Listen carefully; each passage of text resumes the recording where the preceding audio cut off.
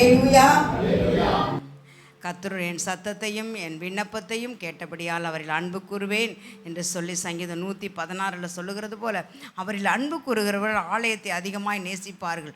அதற்கு அதிக முக்கியத்துவம் கொடுத்து நல்ல கர்த்தரை பாடி ஆராதிப்பது தான் நம்ம ஆண்டவர் நமக்கு கொடுத்துருக்கிற ஒரு பெரிய பாக்கியம். அதனால் எல்லாரும் கரங்களை தட்டி உற்சாகமாக அல்லேலூயா கர்த்தரை ஏகமாய் துதியுங்கள், அவர் நடத்தும் செயல்களெல்லாம் பார்த்தோரை துதியுங்கள். 150 சங்கீதத்தை மையமாக வைத்து எழுதப்பட்ட சங்கீதம். பிள்ளைகளே, வாலிபரே, எல்லாரும் கர்த்தரை துதியுங்கள். சூரியனே, சந்திரனே, கர்த்தரை துதியுங்கள்.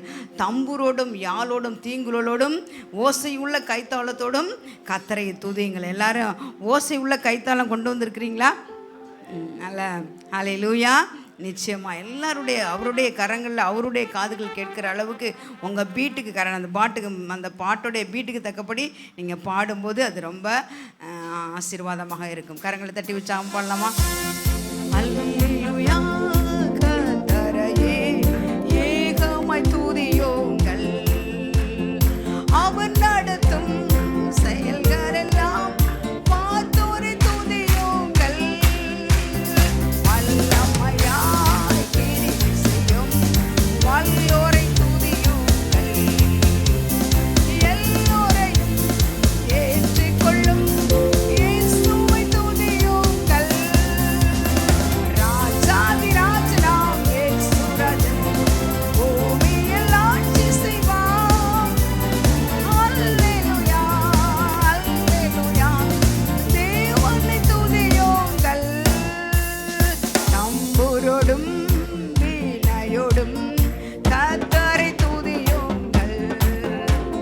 இரத்தத்தினால் பாவங்களை போக்கின துதியுங்கள். எக்காலமும் கைத்தாளமும் முழங்கிட துதியுங்கள். எக்காலமும் மாறாதவர் இயேசுவை துதியுங்கள். ராஜாதி ராஜனாம் இயேசு ராஜன் பூமியில் ஆட்சி செய்வார். அல்லேலூயா அல்லேலூயா தேவனை துதியுங்கள். சூரியனே, சந்திரனே, தேவனை துதியுங்கள். ஒளியாதனை எங்கள் உள்ளம் ஆழித்தோரை துதியுங்கள். ஆக்கினியே, கல்மழையே, படைத்தோரை துதியுங்கள். ஆக்கினியா கல்மனதை உடைப்போரை துதியுங்கள். ராஜாதி ராஜனாம் இயேசு ராஜன் பூமியில் ஆட்சி செய்வார். அல்லேலூயா தேவனை துதியுங்கள். பிள்ளைகளே, வாலிபரே, தேவனை துதியுங்கள். வாழ்வதனை அவர் பணிக்கு கொடுத்துன்னு துதியுங்கள். பெரியவரே, வீரர்களே, தேவனை துதியுங்கள். செல்வங்களை இயேசுவுக்காய் செலுத்திய துதியுங்கள். ராஜாதி ராஜனாம் இயேசு ராஜன் பூமியில் ஆட்சி செய்வார். அல்லேலூயா அல்லேலூயா தேவனை துதியுங்கள். ஆழ்கடலே, சமுத்திரமே, தேவனை துதியுங்கள். அலை அலையாய் ஊழியர்கள் எழும்பின துதியுங்கள். தூதர்களே, முன்னோடிகளே, தேவனை துதியுங்கள். பரலோகத்தை பரிசுத்தர்கள் நிரப்புவர் துதியுங்கள். ராஜாதி ராஜனாம் இயேசு ராஜன் பூமியில் ஆட்சி செய்வார். அல்லேலூயா அல்லேலூயா தேவனை துதியுங்கள். அல்லேலூயா. பரலோகத்தில் ஆட்சி செய்கிறவர்கள் தான் ஆண்டவருடைய பிள்ளைகள். அல்லேலூயா. அடுத்த பாடல், நன்றி பலிகள் செலுத்தியே. நம் ஆலயத்துக்கு வருவது இன்னொரு நோக்கம். கர்த்தர் கடந்த நாட்கள் முழுவதும் பாதுகாத்து நடத்தி வந்தாரே, அதற்கு நன்றி பலி செலுத்த, காணிக்கை செலுத்த, துதி பலி செலுத்த, நல்லா ஐக்கியப்படுவதற்கு தான் நம்ம ஆலயத்துக்கு வருவோம். நன்றி பலிகள் செலுத்திய நாங்கள் ஆலயம் கூடி வந்த நல்ல கருத்துள்ள பாடல். உடன்படிக்கை எனக்கு செய்து உந்தனின் பிள்ளையாய் மாற்றிவிட்டேன். மரணத்தின் விளிம்பில் இருந்த என்னை ஜீவனின் பாதையில் திருப்பி விட்டீர். வாதைகள் நெருக்கி நின்ற போதெல்லாம் ஆண்டவரே எங்களுக்கு நல்ல பாதுகாப்பை கொடுத்தீர். தேவைகள் பெருக்கி நின்றபோது தேவைகளெல்லாம் சந்தித்தேன். கண்ணீரின் பாதையில் நிற்கும்போது கண்ணீரையெல்லாம் துடைத்தீர் என்று சொல்லி நல்ல பக்தன் பாடியிருக்கிறார். கரங்களை தட்டி உற்சாகமாக.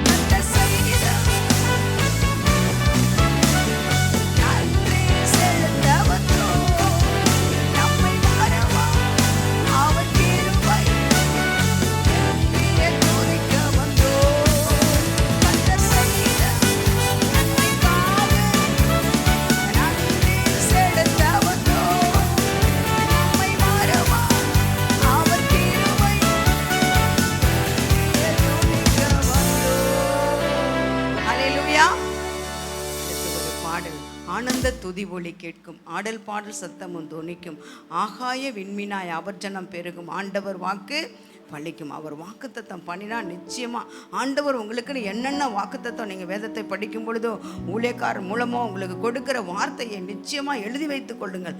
அது தாமதித்தாலும் அது காத்திருந்தாலும் அதுக்கு நிச்சயமாக ஆண்டவர் நமக்கு பதில் தருவார். கர்த்தரை தேடுகிறவர்களுக்கோ ஒரு நன்மையும் குறையப்படாது என்று சொல்லி ஆண்டவர் என்னுடைய திருமண நாளில் நான் ரொம்ப கண்ணீரோடு ரொம்ப மெலிந்த சரீரத்தோடு எப்படி என்னுடைய திருமண வாழ்க்கையை நடத்துவேன் என்று சொல்லி அங்கலாய்த்து கண்ணீரோடு அழுது கொண்டு இருக்கும் பொழுது ஆண்டவர் எனக்கு ஒரு வார்த்தை கொடுத்தா, கர்த்தரை தேடுகிறவர்களுக்கு ஒரு நன்மையும் குறைவுபடாது. இதுவரையிலும் ஆண்டவர் ஒரு நன்மை கூட குறைவில்லாதபடி நடத்துகிறார். எத்தனையோ போராட்டங்கள், எத்தனையோ கண்ணீர் பாதைகள் வந்தபோது எல்லாவற்றையும் கண்மணியே என்று துடைக்கிற ஆண்டவர் நம்மளோடு கூட இருக்கிற அந்த பாடலை நிறைய சிறைவாழ்வு மறையும், சீர்வாழ்வு மறையும் என்று சீர்வாழ்வு மலரும் என்று சொல்லி நல்ல கருத்துள்ள ஒரு பாடல். இந்த பாடல் என்னை அதிகமாய் தேற்றினது. என்னுடைய வாலிப நாட்கள்லேருந்து இந்த பாடல் என்னைக்கு வந்ததோ அதிலிருந்து இந்த பாடல் என்னை அதிகமாய் கவர்ந்த ஒரு பாடல். எல்லாரும் நல்ல கரங்களை தட்டி உற்சாகமாக ஆண்டோடைய வார்த்தை, சின்னவன் ஆயிரம் சிறியவன் பலத்த ஜாதி மாவான், கர்த்தராகிய நான் இது ஏற்ற காலத்தில்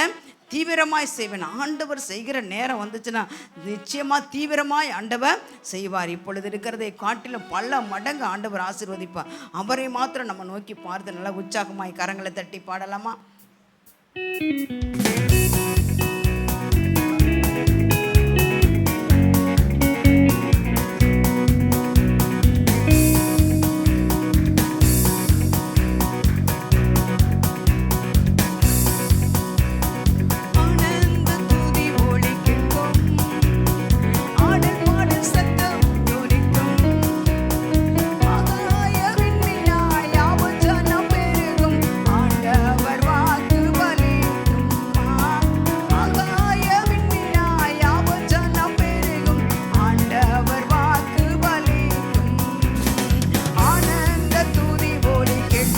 பாடுவோம்.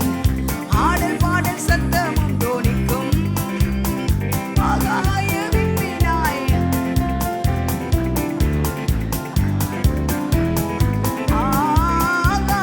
விண்மீனாய் ஆவர்ஜனம் பெருகும், ஆண்டவர் வாக்கு பலிக்கும். மகிமை படுத்துவேன் என்றாரே, மகிமானின் பாசம் பெரிதே, மங்காத வாழ்வோம்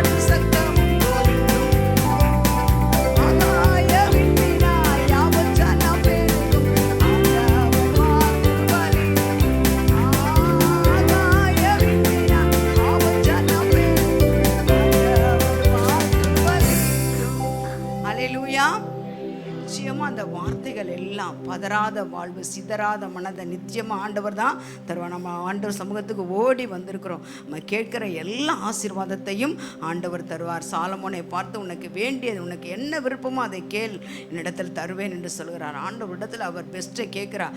ஆண்டவரே எனக்கு பெரிய ஞானத்தை கொடுத்தா போதும் ஆண்டவரே, நான் ஞானத்தை மாத்திரம் இல்லைப்பா, உனக்கு வேண்டிய பொண்ணு வெள்ளி, உனக்கு வேண்டிய எல்லா கணத்தையும் நான் உனக்கு கொடுக்குறேன். அப்படி தாராளமாய் ஏராளமாய் கொடுக்குற ஆண்டவர் தான். எழுந்து நிற்போமா?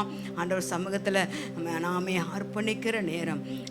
எலியா பலி செலுத்தும் பொழுது எலியா அந்த பாகாலுடைய ஜனங்கள் எல்லாம் பலி செலுத்துவதற்காக காலையிலேருந்து அந்தி மட்டும் கூப்பிட்டு கொண்டே இருந்தார்கள். ஒரு சத்தமும் பிறக்கவில்லை. ஆனால் எலியா வந்த பொழுது, சரி உங்கள் சான்ஸை கொடுக்குறோம் அப்படின்னு சொல்லி வரும் பொழுது எலியா ஊழியக்காரன் வருகிறார், பலிபிடங்களை செப்பனிடுகிறார். பலிபிடத்தில் எல்லாவற்றையுமே சரி பண்ணி நல்ல பாத்திகளை கட்டுங்கள், எல்லாவற்றிலும் தண்ணீரை கொண்டு வையுங்கள், வரகுகளை அடுக்குங்கள் என்று சொல்லி எல்லாவற்றையும் அவர்கள் செய்கிறார்கள். நீட்டாக நல்லா செய்து முடித்தோன்னு ஒரு ஜெபத்தை ஏறெடுக்கிறார். ஆபிரகாம், ஈசாக்கு, யாக்கோபின் தேவனாகிய கர்த்தாவே என்று சொல்லி அதற்கு முன்பதாக பலிபிடம் செப்பனிடப்பட வேண்டும். பிரியமானவர்களே, பலிபிடத்தை நம்ம செப்பனிடும் போது வானத்திலிருந்து அக்கினி வரும். எல்லாவற்றையும் ஆண்டவர் சுட்டரித்து, ஆண்டவர் நம்முடைய பலியை, நம்முடைய காரியங்களை எல்லாவற்றையும் அங்கீகரிக்கிற தேவன். முதலாவது ஆண்டவரே, வேண்டாத பலவீனங்கள் எல்லாவற்றையும் எங்களை வேண்டு நீக்குங்க ஆண்டவரே என்று சொல்லி ஒப்பு கொடுப்போமா? தீத்து புத்தகத்தை நான் படித்து கொண்டு இருக்கிறோம். அநேகர் அந்த வாஞ்சியோடு கூட படிக்கிறீர்கள். கேள்விப்படும் பொழுது உற்சாகமாக இருக்கிறதுல அநேக வார்த்தைகள் வருகிறது. அந்நியரை உபசரிக்கணும், நல்லோர் மேல் பிரியமுள்ளவர்களாக இருக்கணும், தெளிந்த புத்தி உள்ளவர்களாக இருக்கணும், நல்ல நீதிமானாக இருக்கணும், பரிசுத்தவானாக இருக்கணும் என்று சொல்லி அநேக வார்த்தைகள், கனப்படுத்த வேண்டிய வார்த்தைகளை அவர் சொல்லி, புத்தி சொல்லு, புத்தி சொல்லு, ஆரோக்கியமான உபதேசத்தை பெற்று பேசு, ஆரோக்கியம் உள்ளவர்களாக இருக்கணும், விசுவாசத்தில் ஆரோக்கியம் உள்ளவர்களாக இருக்க வேண்டும் என்று சொல்லி அநேக வார்த்தைகளை ஆண்டவர் நமக்கு கற்றுக் கொடுக்கிறார். சரீரத்தில் ஆரோக்கியம் முக்கியம், அதே போல் ஆவிக்குரிய ஜீவியத்தில் ஆரோக்கியம், விசுவாசத்தில் ஆரோக்கியம் உள்ளவர்களாக இருக்க வேண்டும் என்று ஆண்டவர் விரும்புகிறார். ஒப்பு கொடுப்போமா? ஆண்டவரே, வேண்டாத எல்லாவற்றையும் சுட்டரித்து போடுங்க ஆண்டவரே, அக்கினினால சுட்டரித்து போடுங்க என்று சொல்லி மெலோடி சாய் இந்த பாடலை ஒப்பு கொடுத்து பாடுவோம். சுத்தம் செய்யும் அக்கினியே என்னுள்ளத்தில் வாரோ, உம் ஜோதியை பிரகாசித்து என்னை சுத்தம் செய்யோ. சுத்தம் செய்யும் அக்கினியே என்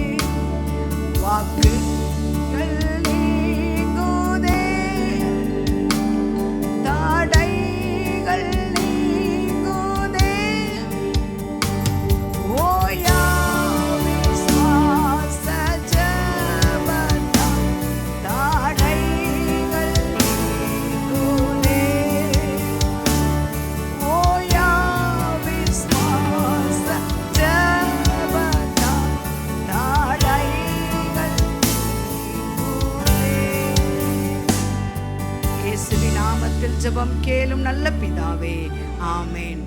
நம்மளை பரிசுத்தப்படுத்தின விடுதலையோடு ஆண்டவருடைய பிள்ளை என்று ஆண்டவர் சொந்த ஜனங்களாக சொத்துக்களாக ஆண்டவர் நம்மளை தெரிந்து கொண்டாரே. வாய்களை விரிவாய் திறந்து ஆண்டவருடைய நாமத்தை சொல்லி ஆண்டவரை துதிப்போம். ஆகார், ஆண்டவர் நீர் என்னை காண்கிற தேவன். எப்படிப்பட்ட சூழ்நிலை ஆண்டவர் பெயர் வைக்கிறார் பார்த்தீங்களா? ஆண்டவர் நம்மளை நல்லா வச்சிருக்கிறார். நல்ல ஆண்டவருடைய பெயர்களை சொல்லி ஆண்டவரை துதிப்போம். ஹல்லேலூயா. நன்றி ஆண்டவரே. Wonderful name, that wonderful name of Jesus. Bless that wonderful name, that wonderful name of Jesus. Glory. ஹல்லேலூயா. நன்றியோடு நாங்களுமே துதிக்கிற ஆண்டவரே. ஒருபோதும் கைவிடாத தேவன் ஆண்டவர், என்றைக்கும் கைவிட மாட்டார். ஹல்லேலூயா. மை துதிக்கிற ஆண்டவரே. நன்றி ஆண்டவரே. மை போற்றுகிறோம் ஆண்டவரே. எங்கள் தலையை உயர்த்துகிறவர் ஆண்டவரே. கர்த்தாவே, நீர் எனக்கு கேடகமும் மகிமையும் எங்கள் தலையை உயர்த்துகிறவருமாய் இருக்கிறபடியால் உமக்கு ஸ்தோத்திரம் ஆண்டவரே. ஹல்லேலூயா. நன்றி ஆண்டவரே.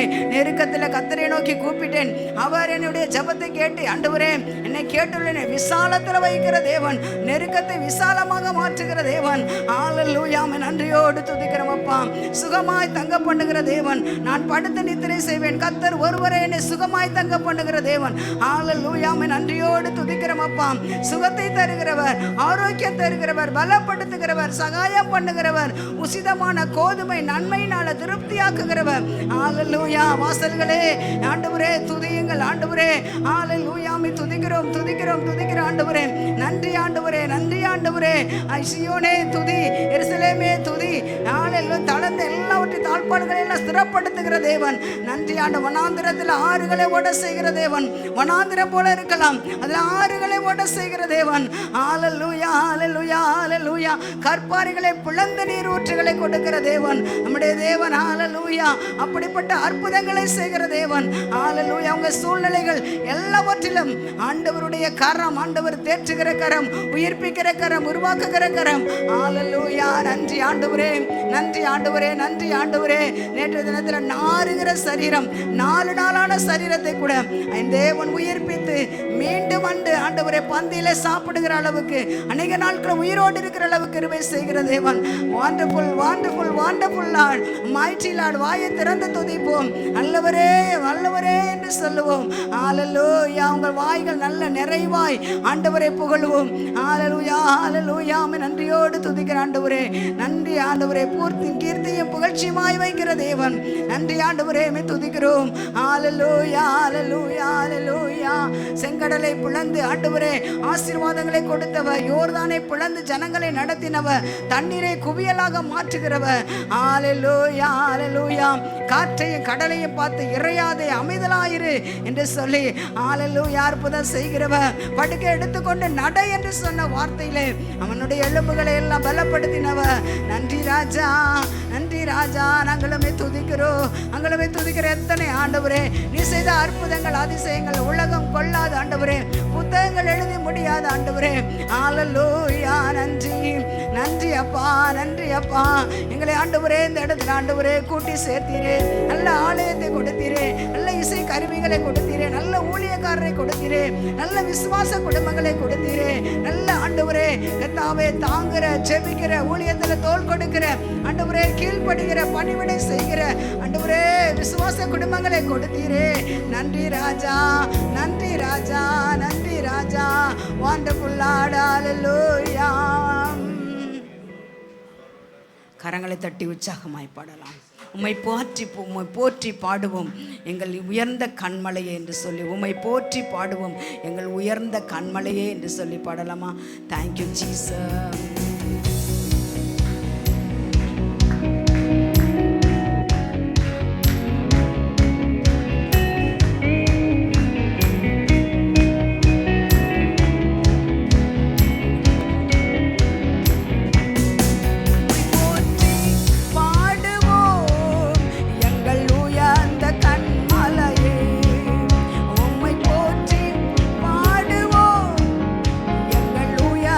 கண்மலையே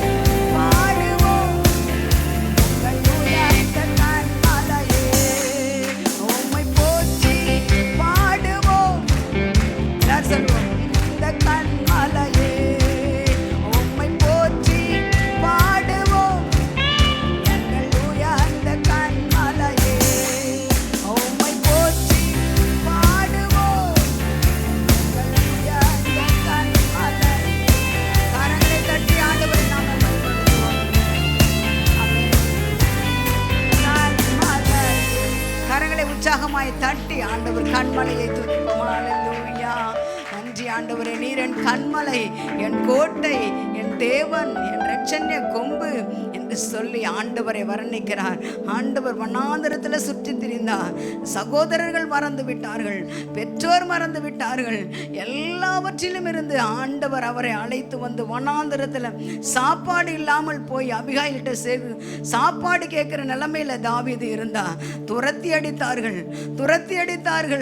ஆனால் ஆண்டவர் அவரை அழைத்து வந்து ஆசீர்வதித்து எல்லா கோத்திரங்களும் அவரை ராஜாவாக உயர்த்தி கொண்டாடி விருந்து உண்டு சந்தோஷப்பட்டு அதிகமாய் ஆசீர்வாதம் முதிர் வயது வரையிலும் ஆண்டவருடைய காரியங்களை அவர் ஆசீர்வாதமாக நடத்தி கொடுத்தார். ராஜாவாக உயர்த்தினா. நீங்கள் எந்த சூழ்நிலையில் இருந்தாலும் ஆண்டவருடைய கரத்தை மாத்திரம் பிடித்துக் கொள்ளுங்கள். ஆண்டவரை நோக்கி பாருங்கள். அவர் வனாந்தரத்தில் இருந்தாலும் அழைத்து வந்து ஆசீர்வதிக்கிற தேவன். சிறைச்சாலையில் கடந்தாலும் ஆசீர்வதித்து ராஜா சமூகத்தில் கொண்டு வந்து போத்திபார் அரண்மனையில் ஆசீர்வதிக்கிற, பார்வோனுடைய அரண்மனையில் ஆசீர்வதிக்கிற தேவன் நம்முடைய தேவன். அல்லேலூயா. அவர்களுக்கு செய்த தேவன் நமக்கு செய்ய மாட்டாரா? அவர் நிச்சயமாய் செய்வேன். தாவீதுக்கு அருளின கிருபைகளை உங்களுக்கு நிச்சயமாகவே தருவேன். தாவீதுடைய எல்லா காரியங்களையும் சீர்படுத்துவேன் என்று சொல்லுகிறார். அல்லேலூயா.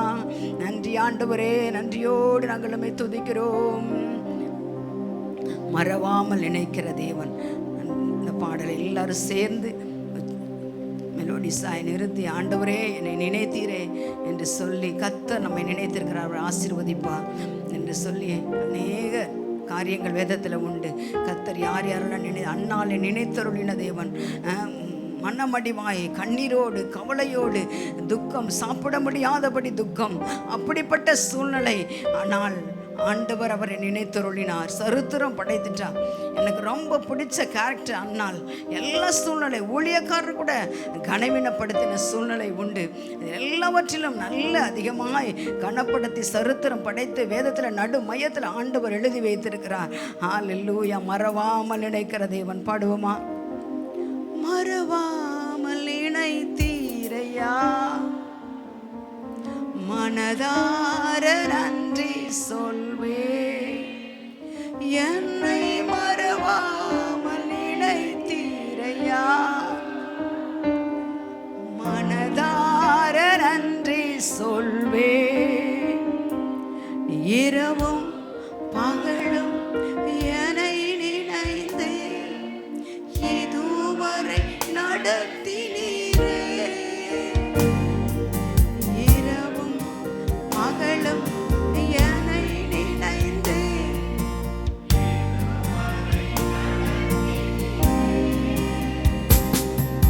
நன்றி நன்றி ஐயா, கோடி கோடி நன்றி ஐயா, நன்றி நன்றி ஐயா,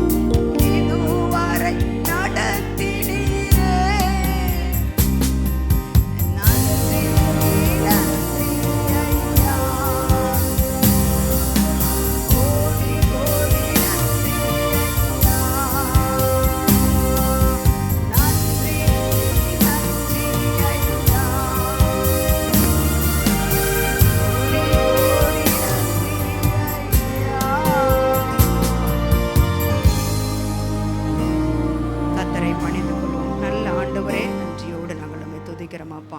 இம்மட்டுமாய் ஆண்டவர் இந்த உயிர்த்தெழுந்த நாளில் கர்த்தாவே உம்முடைய ஆலயத்தில் வந்து ஆண்டவரே கர்த்தாவே அப்பா உம்மை பாடி துதிக்க ஆராதிக்க தொழுது கொள்ள பணிந்து கொள்ள உமக்கு நன்றி செலுத்த அப்பா உம்முடைய அன்பை ஆண்டவரே கர்த்தாவே ஐயா உணர்ந்து ஆண்டவரே இன்னும் அதிகமாக உம்மோடு உறவாட எங்களுக்கு கர்த்தர் கொடுத்த கிருபைக்கு நன்றி அப்பா. எல்லாம் ஆண்டவரே உம்முடைய கிருபை ஆண்டவரே உம்முடைய தயவு ஆண்டவரே கர்த்தாவே இந்த நாளில் வந்து ஆராதித்த எல்லாருமே உம்முடைய அபிஷேகம் உம்முடைய கிருபை பாதுகாப்பு இருக்கும்படியாய் நாங்கள் ஜெபிக்கிறோம் ஆண்டவரே. நீங்கள் வெளியே புறப்பட்டு போய் கொளுத்த கன்றுகளைப் போல வளர்வீர்கள், கர்த்தருடைய சட்டையின் கீழே ஆரோக்கியம் இருக்கும் என்று சொன்னது போல எல்லாருக்கும் நல்ல ஆரோக்கியத்தையும் நல்ல ஆசீர்வாதத்தையும் கர்த்தர் கொடுத்து ஆசீர்வதிக்கும்படி நாங்கள் ஜெபிக்கிறோம். மீதமுள்ள பகுதிகளை முடக்கரத்தில் கொடுக்கிறோம். கர்த்தர் ஆசீர்வதிங்க, எல்லாரையும் பரிசுத்தப்படுத்திடுங்க அப்பா. இந்த திருவிருந்தில் ஆண்டவரே எல்லாரும் பயபக்தியோடு ஆண்டவரே கர்த்தாவே கர்த்தருடைய சரீரம் என்னதென்று நிதானித்து அறிந்து அதை பானம் பண்ண ஆண்டவரே கர்த்தர் எங்கள் ஒவ்வொருவருக்கும் கிருபை தாரும். இயேசு கிறிஸ்துவின் நாமத்தில் ஜெபம் கேளும் நல்ல பிதாவே. ஆமேன் ஆமேன். தேங்க்யூ. பைபிள் கொண்டு வந்தவர் எல்லாரும் தீத்து புஸ்தகத்தில் அதிகாலையில் ஒரு வாக்குத்தத்தத்தை கொண்டு அதோடைய தொடர் செய்தியாக இப்பொழுது தியானிக்கலாம். அப்படியே பைபிள் கொண்டு வந்தாங்களாம், பைபிள் பேனா நோட்டு டைரி வச்சுருக்கவங்களாம் எடுத்து எழுதி கொள்ளுங்கள். பிறகு பைபிளையும் எடுத்து நீங்கள் கவனிக்கும்படி அன்போடு நான் கேட்டுக்கொள்கிறேன். தீத்து எபிரேயருக்கு முன்னாடி அருமையான பிலமோனுக்கு முன்னாடி அருமையான ஒரு புஸ்தகம், 3 அதிகாரம் உடையது. அந்த 1ஆம் அதிகாரம் 3வது வசனம் யாருனாலும் ஒருத்தர் சத்தமாக வாசிக்கலாம். பொய்யுரையாத தேவன் ஆதிகாலம் முதல் நித்திய ஜீவனை குறித்து வாக்குத்தத்தம் பண்ணி அதை குறித்த நம்பிக்கையை பற்றி தேவபக்திக்கு ஏதுவான சத்தியத்தை அறிகிற அந்த அறிவும் விசுவாசமும் யாருக்கு உண்டாகும்படி, தேவனால் தெரிந்து கொள்ளப்பட்டவர்களுக்கு உண்டாகும்படி ஏற்ற காலங்களிலே நம்முடைய இரட்சகராகிய தேவனுடைய கட்டளையின்படி எனக்கு ஒப்புவிக்கப்பட்ட பிரசங்கத்தினாலே தமது வார்த்தையை வெளிப்படுத்தினார். இந்த தீத்து புஸ்தகத்தில் பார்த்தீங்கன்னா ஒரு காரியம் ஆரம்பிச்சுன்னா முடிக்கிறதுக்கு 2 வசனம். இப்போ 3வது வசனத்தில் ஆரம்பித்து இதனுடைய காரியம் எங்கே முடியுது? 4வது வசனத்தில் முடியுது. அதிகாலை ஜெபத்தில் அநேக தேவ பிள்ளைகள் வந்தீங்க. வருகிற நாட்களிலே கர்த்தருக்கு சித்தமானால் நீங்கள் நான் உயிரோடு இருந்தால் ஆகஸ்ட் மாதம் 1ஆம் தேதி சனிக்கிழமை வருகிறது. அதில் மாதத்துக்கு ஒரு தடவை, மற்ற நாட்கள் நீங்கள் வீடுகளிலே ஜெபிங்க. அதிகாலை ஜெபத்தை ஒரு நாள் வந்து நீங்கள் கலந்து கொள்ளுங்கள். காலையில் வந்த தேவ பிள்ளைகளுக்கு இது தெரியும், வராதவர்களுக்கு நான் நினைப்பூட்டுகிறேன். பொய்யுரையாத தேவன் என்ற தலைப்பில் 3 காரியங்களை நினைப்பூட்டினார். நேற்று உபவாச ஜெபம் நடைபெற்றது. மார்த்தாள், மரியாள், லாசர். மார்த்தாளுடைய சுபாவம் நமக்கு நல்ல சுபாவம் இருக்கணும், மரியாளுடைய நல்ல சுபாவம் இருக்கணும், விசேஷமாக லாசருடைய நல்ல சுபாவம் இருக்கணும். நேற்று வந்தவங்களுக்கு எத்தனை பேருக்கு பிரயோஜனமாக இருந்துச்சு? நேற்று வந்தவங்க கையை உயர்த்தலாமா? நல்லா கரங்களை ஊற்றி ஒரு அழிலையா சொல்லாமா? சரி, ஓகே. இதெல்லாம் நம்முடைய யூடியூப் சேனலில் இருக்குது, நல்லா கவனிங்க. அதில் நம்ம ஒருமனப்பட்டு நீங்கள் என்றைக்காவது 1 மணி நேரம் உட்காந்து அப்படியே செய்தி கேட்க முடியுமா? அது நல்லது தான், நான் என்னன்னு சொல்லலை யூடியூப்பில் நீங்கள் பார்க்குறது. ஆனால் நேரடியாக வந்து நீங்கள் கேட்குறது தான் உங்களுக்கு நல்ல கவனம். இந்த செய்தி இப்போ இன்றைக்கி வேறு தலைப்பில் கொடுக்க போகிறோம். இதே இது யூடியூப்லேயும் இருக்கும். அதில் நீங்கள் கேட்குறது அவ்வளோ அந்த அளவுக்கு இருக்கும். உடனே தள்ளிடுவோம் டக்குன்னு. உடனே என்ன செஞ்சிடுவோம்? ஒரு செய்தி ஒழுங்காக கேட்குறோம், டக்குன்னு தள்ளிடுவோம். ஏன்னா பல வேலைகள். ஆனால் ஆலயத்தில் வந்து கேட்கும்போது அது நேரடியாக முகத்தை பார்த்து கர்த்தருடைய பிள்ளைகள் மத்தியில் தேவ சமூகத்தில் உட்காந்து நோட் எடுத்து பைபிள் எடுத்து பேனா எடுத்து குறிப்பு எடுத்துக்கிட்டு இப்படி கவனிக்கும்போது இந்த செய்தி பசுமர தாணி போல் உங்கள் மனதில் பதியும். ஓகேவா? இன்றைக்கி இதே தீத்தில் அந்த 3ஆம் அதிகாரத்தில் அந்த 1ஆம் அதிகாரம் 3வது வசனத்தில் பொய்யுரையாத தேவன் அதை தியானிச்சிட்டோம். இப்போ அன்றைக்கி அடுத்த பகுதி ஆதி காலம் முதல் நித்திய ஜீவனை குறித்து வாக்குத்தத்தம் பண்ணி. அப்போ நித்திய ஜீவனை குறித்து எப்போ வாக்குத்தத்தம் பண்ணார்? ஆதி காலமே. பிரதர் சிஸ்டர், கிறிஸ்துவுக்குள் மிகவும் பிரியமான அன்பு சகோதரனே சகோதரியே, ஆண்டவர் கொடுத்த மிகப்பெரிய வாக்குத்தத்தம் பைபிளில் நிறையா இருக்குது. ஆயிரக்கணக்கான வாக்குத்தத்தங்கள்லாம் இருக்குது. ஆனால் அதில் ஃபஸ்ட்டு நானும் சொல்லுவேன், வேதமும் அதை ஆமோதிக்கிறது. நித்திய ஜீவன் அளிப்பேன் என்பதை அவர் நமக்கு கொடுத்த வாக்குத்தத்தம். அதுதான் மிகப்பெரிய வாக்குத்தத்தம். அதனால தான் தீத்து பவுல் எழுதும்போது அந்த நித்திய ஜீவனை குறித்து 2 வசனத்தில் சொல்லப்பட்டிருக்கிறது. நீங்கள் சகோதரிமார்கள் அநேகர் படித்து கொண்டு இருக்கிறீர்கள், உற்சாகமாக படிங்க. இந்த மாத கடைசிக்குள்ளே அதை நீங்கள் ஒப்பிக்கும்போது அடுத்த மாதம் நமக்கு அந்த பெண்கள் முகாமில் உங்களுக்கு சின்ன பரிசு கொடுக்கப்படும். மனப்பாடமாக வித்தவுட் மிஸ்டேக் அநேகர் நீங்கள் படித்து கொண்டு இருக்கீங்க. எல்லோரும் படிங்க, வாலிப பிள்ளைகளும் படிங்க. படிக்காதவர்கள் அற்பமாக நினைக்காதீங்க. நீங்கள் படித்து முடிச்சிட்டாலும் ஒன்றாலாம் படிக்க முடியாதுன்னு யாரையும் நீங்கள் பார்த்து சொல்லாதீங்க. இதனுடைய நோக்கமே இந்த தீத்து புத்தகம் உங்கள் மனதில் என்ன செய்யணும், பதிய வேண்டும் என்பதற்காகத்தான். தீத்து 1ஆம் அதிகாரத்தை நீங்கள் படித்து பார்த்தீங்கன்னா ஊழியருடைய குணங்கள், அது ஊழியருக்கு மாத்திரம் அல்லது உங்களுக்கு அந்த குணம் இருக்கணும். அது தீத்து 1ஆம் அதிகாரத்தை நீங்கள் வீட்டில் 3 அதிகாரம் தான் வீட்டில் போய் படித்து பாருங்கள்.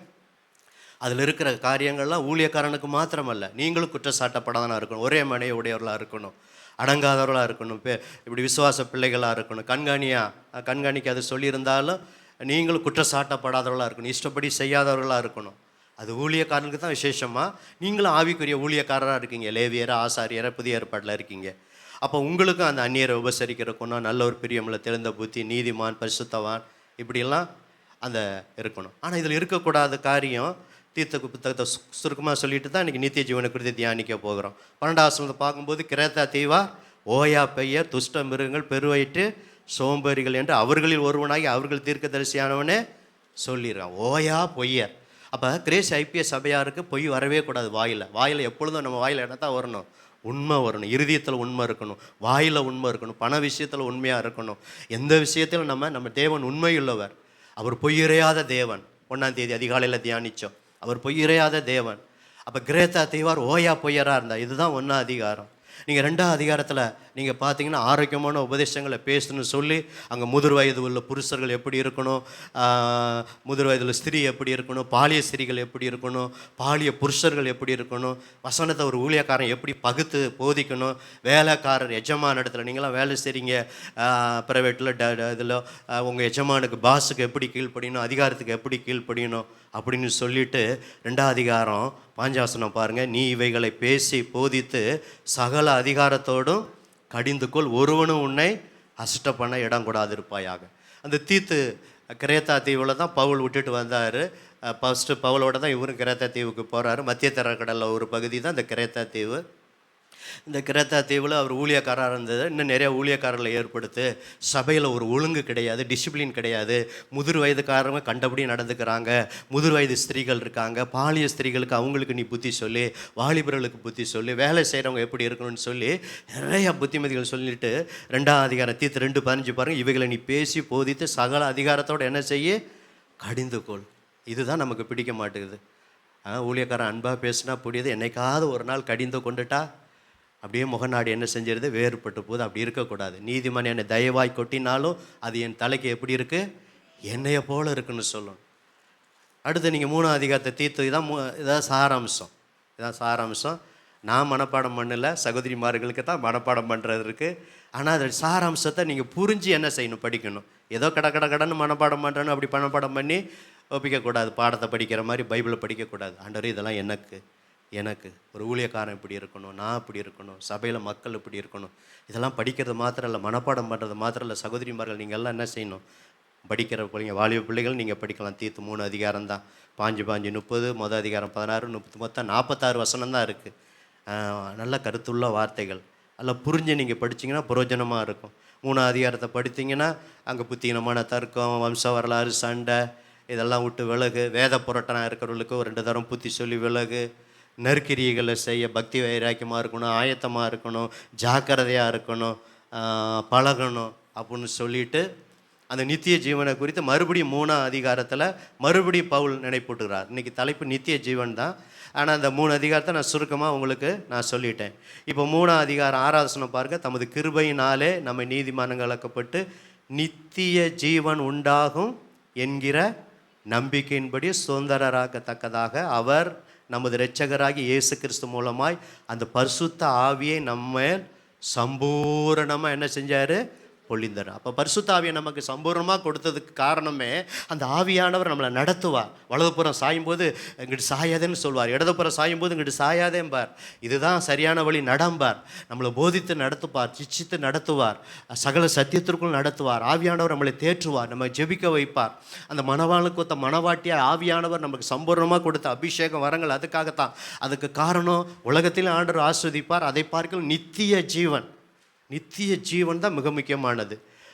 இதுதான் இன்றைக்கி தலைப்பு. நீங்கள் 1 யோவான் 2ஆம் அதிகாரத்தில் நீங்கள் இப்போ பார்த்தீங்க, இந்த கொத்த வசனம்லாம் படிக்கலாம். 1 யோவான் 2ஆம் அதிகாரம் 25 வசனம் பாருங்கள். நித்திய ஜீவனை அளிப்பேன் என்பதே அவர் நமக்கு செய்த வாக்குத்தத்தம். பிரதர் சிஸ்டர், பைபிளில் பல வாக்குத்தத்தம் இருக்குது. அந்த வாக்குத்தத்தம்லாம் நான் ஆமென்றும் ஆமென் என்று இருக்குது, அதெல்லாம் கர்த்தர் நிச்சயம் செய்வார். ஆனால் நீங்களும் நானும் ஃபஸ்ட்டில் வைக்க வேண்டிய வாக்குத்தத்தம் என்னன்னா இதுதான், நித்திய ஜீவன். ஆங்கிலத்தில் ஈட்டர்னல் லைஃப், முடிவில்லாத வாழ்வு. இப்போ சில காரியங்கள் உதாரணமாக சொல்லிவிட்டு இன்றைக்கி ஒரு 5 காரியத்தை எனக்கு கொடுக்கப்பட்ட நேரத்தில் இன்றைக்கி கொஞ்சம் வேகமாக பிரசங்கம் பண்ண விரும்புகிறேன். ஸ்பீடாக நேரத்தை கருதி திருவண்ணலாம் இருப்பதனாலே ஒத்துழைப்பு நீங்கள் கொடுக்கும்படி அன்போடு கேட்டுக்கொள்கிறேன். நல்லா கவனிங்க. நித்திய ஜீவனை குறித்து முகவரையாக சொல்கிறேன், அப்புறம் ஒவ்வொரு தலைப்பாக இதை பெற்றுக்கொள்ளத்துக்கு போகலாம். நித்திய ஜீவன் என்பது இப்போ நம்ம உயிரோடு இருக்கிறோம். நம்ம இறந்த பிறகு நம்ம பாடி மண்ணுக்கு போயிடும், மனிதனுடைய பாடி மண்ணுக்கு போயிடும். ஆனால் ஆவி, ஆத்மா, சரீரம் 3 சேர்ந்து தான் மனிதன். ஆனால் ஆவி தன்னை தந்த தேவன்ட்ட, அதே போல் ஆத்மாவும் பிரியுது. அப்போ சரீரத்தை விட்டு ஆவியும் ஆத்மாவும் பிரிவது தான் மரணம். இப்போ ஆவி ஆத்மா நமக்குள்ளே சரீரத்தில் இருப்பதனால நான் உயிரோடு இருக்கிறோம். இப்போ நான் பிரசங்கம் பண்ணுறேன், நீங்களாம் கேட்குறீங்க, குறிப்பெடுக்கிறீங்க, கவனிக்கிறீங்க, நித்திய ஜீவனை குறித்து இன்னைக்கு கேட்குறீங்க. அப்போ உயிரோடு இருக்கிறோம், வேலை செய்கிறோம், வண்டி ஓட்டுறோம், எல்லாம் செய்கிறோம். ஆனால் ஆவி மூச்சு நம்மளை விட்டு போச்சுன்னா அந்த ஆவி ஆத்மாவும் போயிடும் அதோட சேர்ந்து. அப்போ சரீரம் மாத்திரம் இருக்கும், போய் இலைப்பாரிக்கிட்டு இருக்கும். அப்புறம் நீங்கள் பைபிளில் படித்து பார்த்தீங்கன்னா நியாய தீர்ப்புலாம் வரும். நியாய தீர்ப்புக்கு பிறகு உயிர் தெழுதெல்லாம் வரும். கடைசியாக பார்க்கும்போது அப்புறம் பார்த்தீங்கன்னா நித்திய நித்திய நித்திய நித்தியமாய், அது கோடி கோடி கோடி ஆண்டு அங்கே அந்த இந்த சரீரங்க இருக்குங்களா, மறுபடியும் ஆவி ஆத்மா கிறிஸ்துக்குள் மரித்தவர்கள் முதலாவது எழுந்திருப்பார்கள், மறுரூபமாகுவோம். ஒரு ஆவிக்குரிய சரீரத்தை, ஸ்பிரிச்சுவல் பாடி, இந்த பாடியெல்லாம் ஆவிக்குரிய சரீரத்தை கொடுத்து அதோடு கூட நம்ம அங்கே பரலோகத்தில் நித்திய நித்திய நித்திய நித்தியமாக இருப்போம். அதுதான் நித்திய ஜீவன். பிரதர் சிஸ்டர், இந்த உலகத்தில் வாழ்கிறது கொஞ்ச காலம், நாட்கள் வேகமாக போகுது பாருங்கள். 2026 வந்துச்சு, 6 மாதம் போயிடுச்சு, இப்போ 7வது மாதத்தில் வந்துட்டோம். இதுவும் குடுகுடுன்னு ஓடிடும். இப்போ புது வருஷம் வந்துடும், கிறிஸ்மஸ் வந்துடும், அப்புறம் 2027 வந்துடும். மனுஷனுடைய நாட்கள் 70, பலத்தின் மிகுதி 80, நெஞ்சு போனால் 90, 100எல்லாம் ரேர் தான். அதனால் இங்கே வாழ்கிறது அவ்வளோதான் வாழ்கிறது. ஆனால் அங்கே தான் கோடி கோடி ஆண்டாக வாழ போகிறோம். அதுக்கு தான் இவ்வளோ பிரயாசம். அதுக்கு தான் காலையில் நீங்கள் 1000 வேலை இருந்தாலும் அதெல்லாம் ஒதுக்கி வச்சுட்டு காலையில் எழுந்திரிச்சு குளிச்சு நீங்கள் வந்து பைபிளை எடுத்துகிட்டு வந்து சர்ச்சுக்கு வந்துடுறீங்க, இங்கே வந்து உட்காடுறீங்க, வார்த்தையை கேட்குறீங்க, கத்தரை நல்லா துதிக்கிறீங்க, நல்லா சாட்சியை கேட்குறீங்க, சாட்சி சொல்லும்போது சாட்சியை சொல்கிறீங்க. நம்மளால் என்ற காணிக்கையை நம்ம செலுத்துக்கிறோம். அப்படி கரத்தில் வாங்கி காணிக்கை தசமமாக பொருத்தனையாக இப்படி பொதுவான காணிக்கையாக இதில் நம்ம செலுத்துகிறோம். பிறகு உட்காந்து 1 மணி நேரம் கர்த்தருடைய வார்த்தையை கேட்குறோம். பிறகு முடிஞ்சவன திருவிருந்தில் பங்கு பெறுகிறோம். இதெல்லாம் நம்ம செய்கிற காரியம். நம்ம சுவிசேஷம் சொல்கிறோம், ஜெபம் பண்ணுறோம், குடும்ப ஜெபம் பண்ணுறோம், தனி ஜெபம் பண்ணுறோம். இதெல்லாம் செய்கிறதுக்கு காரணம் என்ன தெரியுங்களா? நோக்கம். நீங்கள் நினைக்கலாம் வெறும் ஆசீர்வாதம் மட்டும், உலக ஆசீர்வாதத்தையும் தருவார், அதில் சந்தேகம் இல்லை, மாற்றுக்கருத்து இல்லை. ஆனால் உலக ஆசீர்வாதத்தை விட மிகப்பெரிய ஆசீர்வாதம் நித்திய ஜீவன். ஒத்துக்கொள்கிறவங்க என்ன மாதிரி கரங்களை உயர்த்தி அல்லையா சொல்லாமல் அல்ல ஹல்லேலூயா சொல்லுங்கள். ஹல்லேலூயா. அதுதான் இந்த உலகத்தானுக்கு தெரியாது. உலகத்துக்கு பிறகு 2 வரும், ஒன்று மோட்சம், ஒன்று நரகம். தப்பி தவறி பாவத்தில் ஒரு மனுஷன் இருந்துட்டானா இயேசுவை ஏற்றுக்கொள்ள தருணத்தை கொடுக்காரு. இல்லைன்னு சொன்னால், ஏற்றுக்கொள்ளன்னு சொன்னால் நித்திய நித்தியமாக நரகம். ஆனால் ஏற்றுக்கொண்டு ரட்சிக்கப்பட்டு ஞானஸ்தானம் எடுத்து அபிஷேகம் பெற்று திருவிருந்தில் பங்கு பெற்று வேதத்தை படித்து நித்திய ஜீவன் பெற என்ன சொல்கிறேன் நான். இப்போ முகவரையாக தான் இதை சொல்கிறேன் தலைப்பாக. அப்போ இப்படி பரிசுத்தமாய் வாழும்போது நிச்சயமாக இறந்த பிறகு எந்த வயசில் இறந்தாலும், எந்த வயசில் இறந்தாலும் நிச்சயமாக நித்திய ஜீவன் உண்டு. அதில் மாற்று கருத்தே இல்லை. ஏன்னா பொய்யுரையாத தேவன். இந்த மாதம் ஆண்டவர் நமக்கு வெளிப்பட்ட நாம என்ன நாமோ? பொய்யுரையாத தேவன். எவ்வளவு வேணும் பொய்யுரையாத தேவன், பொய் சொல்ல மாட்டா. அப்போ நித்திய ஜீவன் உண்டு. இது உலகத்தாருக்கு தெரியாது, நாஸ்திகவாதிக்கு தெரியாது, உலக மனிதர்களுக்கு இது தெரியாது. பைபிள் படிக்கிற உங்களுக்கு எனக்கும் ஒரு நிலையில்லாத வாழ்வு, முடிவில்லாத வாழ்வு, கோடிக்கணக்கான ஆண்டு, அதுக்கு இன்ஃபினிட்டி, முடிவே இல்லை. கோடி கோடி ஆண்டாக இருக்க போகிறோம். அதுக்கு தான் இவ்வளோ பிரயாசம், அதுக்கு தான் இவ்வளோ பிரயாசம். அதனால தான் என் கால் சரியில்லாட்டாலும் 3 மாதத்துக்கு அப்புறம் என்னால் உட்கார முடியல. தட்டி தவறி வந்தாலும் ஒவ்வொரு தரம் இந்த படியில் இறங்குறது முத்துக்குமாருக்கு தெரியும், பிரதர் யார் வந்து அலெக்ஸுக்கு தெரியும். நான் எப்படிலாம் இறங்கினேன், எப்படி ஏறினேன், உட்காந்துரு ஏறினெல்லாம் தெரியும். இப்போ ஆண்டவர் மாற்றத்தை கொடுக்குறாரு. ஏன்னா நான் நித்திய ஜீவனை சுதந்திரிக்கணும். ஒரு கூட்ட ஜனங்களை நித்திய ஜீவனுக்கு என்ன செய்யணும்?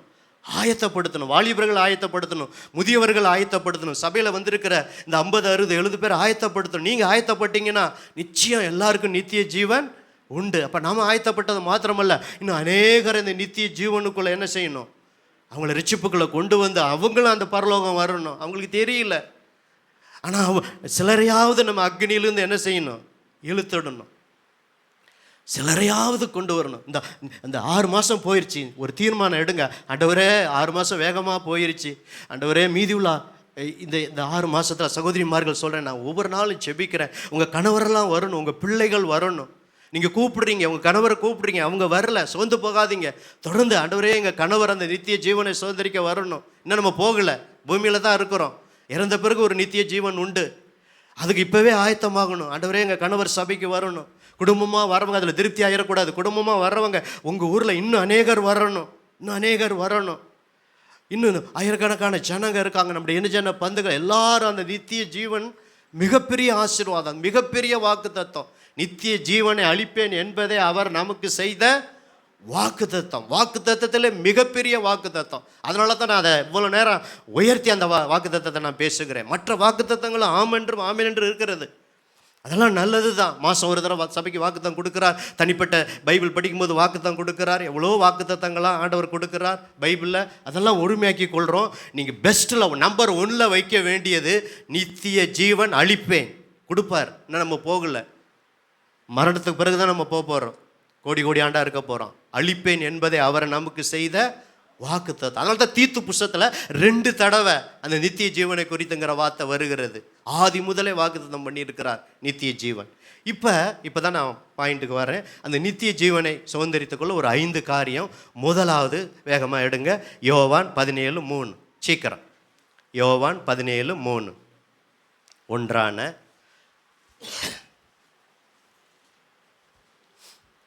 மத்தேயு, மார்க்கு, லூக்கா, யோவான் 17:3.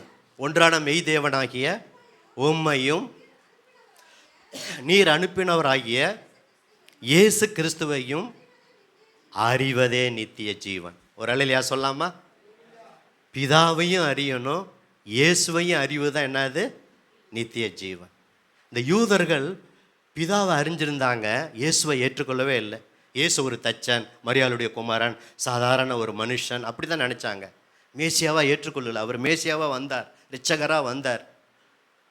அதனால தான் யோவான் எழுதும்போது ஒன்றான மெய் தேவனாகிய அவரையும் தேவனையும் அவர் அனுப்பின இயேசு கிறிஸ்துவையும் அறிவது தான் என்னது? நித்திய ஜீவன். அப்போ யூதர்கள் பிதாவை யெகோவாவை அறிந்திருந்தார்கள், இயேசுவை அறியலை. ஆனால் யோவான் எழுதும்போது யோவான் 17:3 இப்போ வாசிக்க கேட்டோம், ஒன்றான மெய்தேவன் அவரையும் அறியணும், உம்மையும் நீர் அனுப்பி. அவர் தான், பிதா தான் இயேசுவை அனுப்பினார் இந்த உலகத்திற்கு. இயேசு பரலோகத்தில் செல்ல பிள்ளையாக இருந்தார். ஆதியிலே வார்த்தை இருந்தது, அந்த வார்த்தை தேவனிடத்திலிருந்து, அந்த வார்த்தை தேவனாக இருந்தது. ஒரே தேவனாக இருந்தாங்க, ஆனால் 3 ஆள் தத்துவமாக இருந்தார்கள். அப்போ இந்த வசன பிரகாரம் அவர் தான் அனுப்பினார். அதனால தான் நமக்கு தெரிஞ்ச வசனம், நமக்கு மனப்பாடமாக தெரிஞ்ச வசனம். எடுக்காமல் அப்படி மனப்பாடமாக என்னோட சொல்கிறீங்களா? யோவான் 3:16 சொல்லுங்கள். தேவன் ஆரம்பிச்சுட்டா வந்துடும் நமக்கு இந்த ஸ்டார்டிங் ப்ராப்ளம் தான். தேவன் சொல்லுங்கள் சத்தமா, தேவன் நீங்கள் போட்டுருங்கப்பா, தேவன் தம்முடைய ஒரே பேரான 3:16 யோவான் 3 ஒரு குமாரனை நித்திய ஜீவனை அடையும்படிக்கு அவரை தந்தரளி இவ்வளவாய் உலகத்தில் அன்பு கூர்ந்தார். பாஸ்டர் தடுமானுச்சு, இப்போ நான் பார்த்து படிக்கிறேன் அப்படின்னா பார்த்து படிக்கிறீங்களா? தேவன் தம்முடைய ஒரே பேரான குமாரனை விசுவாசிக்கிறவன் எவனோ அவன் கெட்டு போகாமல் என்ன அடையணும்? நித்திய ஜீவனை அடையும்படிக்கு பிதாவானவர் அவரை தந்தருளி இவ்வளவாய் உலகத்தில் அன்பு கூர்ந்தார். அப்போ பிதா நித்திய ஜீவனை அவர் தான் வாக்குத்தம் கொடுத்தாரு. அதை இயேசுவை அனுப்பி ஒருத்தரும் கெட்டு போகக்கூடாது. ஒருத்தரும் கெட்டு போகக்கூடாது, எல்லாரும் மனம் திரும்புன்னு சொல்லி அவரை அனுப்பி தான் இவ்வளவாய் உலகத்தில் அவர் என்ன செஞ்சார்? அன்பு கூர்ந்தார். இயேசு சொன்னார், என்னிடத்தில் விசுவாசமாக இருக்கவனுக்கு நித்திய ஜீவன் உண்டு என்று மெய்யாகவே மெய்யாகவே உங்களுக்கு சொல்லுகிறேன். இன்னொரு இடத்துல அதே யோவான்ல, என் வசனத்தை கேட்டு என்னை அனுப்பினவரை விசுவாசிக்கிறவனுக்கு நித்திய ஜீவன் உண்டு. யோவான் 5:24 வேகமாக படிங்க. யோவான் 5:24. அப்போ நான் சொன்னது அப்படியே வரும். 5:24. என் வசனத்தை கேட்டு என்னை அனுப்பினவர்னு யார்? பிதா. அப்போ பிதாவை விசுவாசிக்கிறவனுக்கு நித்திய ஜீவன் உண்டு. இயேசுவை விசுவாசிக்கிறவனுக்கு நித்திய ஜீவன் உண்டு. அடுத்து இன்னொருத்தர், யோவான் 6:47. சீக்கிரம் இயேசு சொல்றார். யோவான் 6:47. சீக்கிரம் சுறுசுறுப்பாருங்க. என்னிடத்தில் விசுவாசமாக இருக்கிறவனுக்கு நித்திய ஜீவன் உண்டு என்று 2 தர மெய்யாகவே மெய்யாகவே உங்களுக்கு சொல்லுகிறேன். இயேசு சொன்னார், என்னிடத்துல யார் விசுவாசமாக இருக்காங்களோ, அப்படி நாமத்தின் மேல் விசுவாசம் உள்ளவர்களாக அவர்கள் ஏற்றுக்கொண்டவர்கள் எத்தனை பேர்களோ அத்தனை பேர்களும் தேவனுடைய பிள்ளைகளாகும்படி கர்த்தர் என்ன செஞ்சிருக்காரு? அதிகாரத்தை கொடுத்திருக்கிறார். அப்போ நித்திய ஜீவன்னா ஒன்றான மெய்தேவனாகிய பிதாவையும் இயேசு கிறிஸ்துவையும் அறியணும். அவர் அன்புள்ளவர், அவர் பரிசுத்தர், அவர் இதய துடிப்பு அறியணும். அதுதான் நித்திய ஜீவன். இப்போ நீங்களும் நானும் கிரேஸ் ஐபிஎஸ் சபையார பிதாவை நம்ம அறிந்திருக்கிறோம், தேவனை அறிந்திருக்கிறோம். அதே போல் இயேசுவையும் நம்ம அறியணும். இந்த 2 பேரையும் அறிந்தால்தான் 2 பேரிடத்தில் விசுவாசமாக இருக்கணும். பிதாவையும் விசுவாசிக்கணும், இயேசுவையும் விசுவாசிக்கணும். இன்னும் திருத்துவத்தில் ஒரு நபராகி ஆவியானவரை என்ன செய்யணும்? விசுவாசிக்கிறவங்களுக்கு தான் என்ன உண்டு? நித்திய ஜீவன் உண்டு. இதுதான் முதல் குறிப்பு. இன்னைக்கு அநேகருக்கு நமக்கு எல்லாருக்கும் பரலோகம் போகணும்னு ஆசை, அந்த நித்திய கோடி கோடி ஆண்டா வாழணும்னு ஆசை. உண்மைதான், அதுக்காக தான் அவ்வளோ பிரயாசப்படுகிறோம். அதுக்கு முதல் குறிப்பு என்னன்னா, பிதாவையும் அவருடைய குமாரனையும் இன்னும் அறியணும். இப்போ இந்த டேட்டு வரைக்கும் நம்ம அறிஞ்சிருக்கோம் பார்த்தீங்களா? பிதாவை குறித்து நமக்கு என்னென்ன அறிவு இருக்கோ, இயேசுவை குறித்து நமக்கு என்ன அறிவு இருக்கோ, அதை விட இன்னும் பைபிளை படித்து, இன்னும் வசனத்தை படித்து, இன்னும் வார்த்தையை கேட்டு, இன்னும் அவருடைய குணாதிசயத்தை நம்ம என்ன செய்யணும்? அறியணும். அவருடைய தியாகத்தை, அவருடைய அன்பை, அவருடைய இதய துடிப்பை, அவருடைய பாரத்தை, அதுதான் அறியணும். அதனால தான் ஃபாதர் பெக்மஸ் அப்படி பாடுறார். என்னோட கூட சேர்ந்து பாடுவீங்களா? அப்படி வலது கரத்தை உயர்த்தி, இன்னும் பொம்மை அறியணுமே, இன்னும் பொம்மை அறியணுமே, இன்னும் கிட்டி சேரணுமே, இன்னும் கிட்டி சேரணுமே. கையை உயர்த்தி பாட்டு பாட சொன்னேன், கையை கீழே போட்டு விட்டு என்னையே பார்க்குறீங்களே, இது நியாயமா? கையை உயர்த்தி பாடலாமா? இன்னும் உம்மை அறியனு சத்தமா, இன்னும் உம்மை அறியனுமே, இன்னும் கிட்டி சே நல்லா உணர்ந்து, இன்னும் கிட்டி சேரனுமே. பிரசன்னா பிரசன்னா தேவ பிரசன்னா, ஆஹா பிரசன்னா பிரசன்னா தேவ பிரச. இன்னொருடைய அதிகாலமே அதிகாலமே தேடுகிறே, அதிகாலமே தேடுகிறே, ஆர்வமுட நாடுகிறே, ஆர்வமுட கடைசியா உலகமெல்லாம் உலகமெல்லாம் மாயையா சொல்லுங்க, உலகமெல்லாம் மாயையா, உம் அன்பு ஒன்றே போதுமையா, உம் அன்பு ஒன்றே போதுமையா. பிரசன்னா பிரசன்னா தேவ பிரசன்னா, ஆஹா பிரசன்னா பிரசன்னா தேவ பிரசன்னா. ராஜா உம் பிரசன்ன போதுமையா, எப்போது எனக்கு போதுமையா. சத்தமாய் ராஜா உம் பிரசன்ன எப்போது எனக்கு போதுமையா. இன்னும் அவருடைய பிரசன்னத்தை உணரணும், அறியணும், இன்னும் பிதாவை அறியணும். தான் முதல் குறிப்பு. இங்கே வந்திருக்க அத்தனை பேரும் பிதாவை குறித்து அறிஞ்சிருக்கீங்க, இயேசுவை குறித்து அறிஞ்சிருக்கீங்க. நீங்கள் நித்திய ஜீவனை அறியினா உங்கள் வாழ்நாள் இறுதி வர, என்றைக்கு இந்த மூச்சு நம்ம மூக்கை விட்டு வாயை விட்டு போதோ அது வரைக்கும் பிதாவை இன்னும் அறியணும். நான் அறிஞ்சிட்டேன், இன்னும் தெரிஞ்சிட்டேன் அப்படின்னு யாரும் சொல்ல முடியாது. இன்னும் அறியணும், அதில் திருப்தி ஆயிடக்கூடாது. அப்போ தான் நமக்கு என்ன உண்டு? அவர் வாக்கு கொடுத்த நித்திய ஜீவன் உண்டு. கன்ஃபார்மாக எழுதி வச்சுக்கோங்க. யாரெல்லாம் இந்த உலகத்தில் பிதாவை விசுவாசிக்கிறாங்களோ, இயேசுவை விசுவாசிக்கிறாங்களோ, பிதாவை இன்னும் அறிகிறாங்களோ, ஒன்றான மெய்தாவனாகிய உம்மையும் நீர் அனுப்பின இயேசுவையும் அறிவதே நித்திய ஜீவன். முதல் குறிப்பு சொல்லிட்டேன். ரெண்டாவது குறிப்பு யோவான் 5:39. சீக்கிரம் சீக்கிரம் சீக்கிரம் படிங்க, சுறுசுறுப்பா தம்பிக்கலாம். யோவான், மத்தேயு, மார்க், லூக்கா. யோவான் 5:39. வேத வாக்கியங்களை ஆராய்ந்து பாருங்கள், அவைகளால் உங்களுக்கு நித்திய ஜீவன் உண்டு. ரெண்டாவது, பிரதர் சிஸ்டர், கிறிஸ்துவுக்குள் மிகவும் பிரியமானவர்களே, வேத வாக்கியத்தை படிக்கிறீங்க நல்லது, தியானிக்கிறீங்க நல்லது. மூன்றாவது ஒரு அனுபவம் என்ன தெரியுங்களா? வேத வசனத்தை என்ன செய்யணும்? ஆராய்ச்சி பார்க்கணும். பாஸ்டர் இன்னைக்கு செய்தியை கொடுத்தான்னா வீட்டில் போய் அதை ஆராய்ச்சி பார்க்கணும். நித்திய ஜீவனை குறித்து இன்னைக்கு ஆவியான ஒரு ஊழியக்காரன் மூலம் பேசி திருவிருந்துக்கு பங்கு பெற்றோமே, அதை அப்படியே விட்டுறக்கூடாது, மறந்துடக்கூடாது.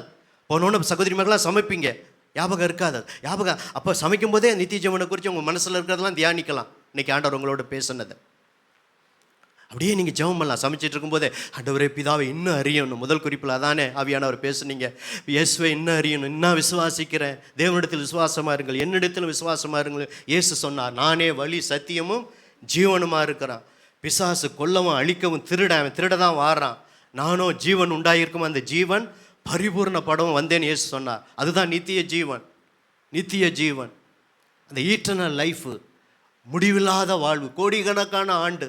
அதை பெறணும்னா முதல் குறிப்பை பார்த்துட்டோம். இப்போ ரெண்டாவது குறிப்பு யோவான் 5:39. வேத வாக்கியத்தை என்ன செய்யணும்? ஆராய்ச்சி பார்க்கணும். பெரையா பட்டணத்தார், அந்த பட்டணத்தார் மன வாஞ்சியா வசனத்தை ஏற்றுக்கொண்டு காரியம் இப்படி இருக்குதான்னு சொல்லி தினந்தோறும் வேதத்தை என்ன செஞ்சாங்க? ஆராய்ந்து பார்த்தாங்க. வாலிப தம்பி, தங்கச்சி, டெய்லி பைபிள் படிக்கிறீங்களா?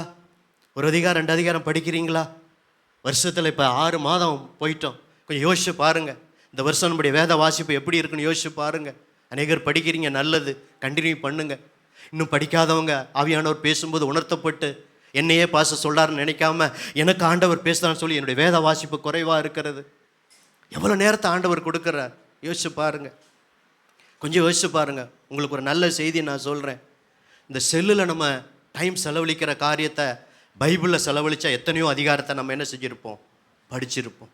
சும்மா அப்படி டச் தான் பண்ணுறோம். ஒன்று தான் டச் பண்ணுறோம். எத்தனை டச் பண்ணுறோம்? அப்படியே போயிட்டே இருக்குது. அப்படியே கை என்ன செஞ்சிட்ருக்கு? போயிட்டே இருக்குது. நான் அதை பார்க்க வேண்டாம்னு சொல்ல, நல்ல காரியத்தை பாருங்கள், நியூஸை பாருங்கள். ஆனால் அது நேரத்தை திருடும்.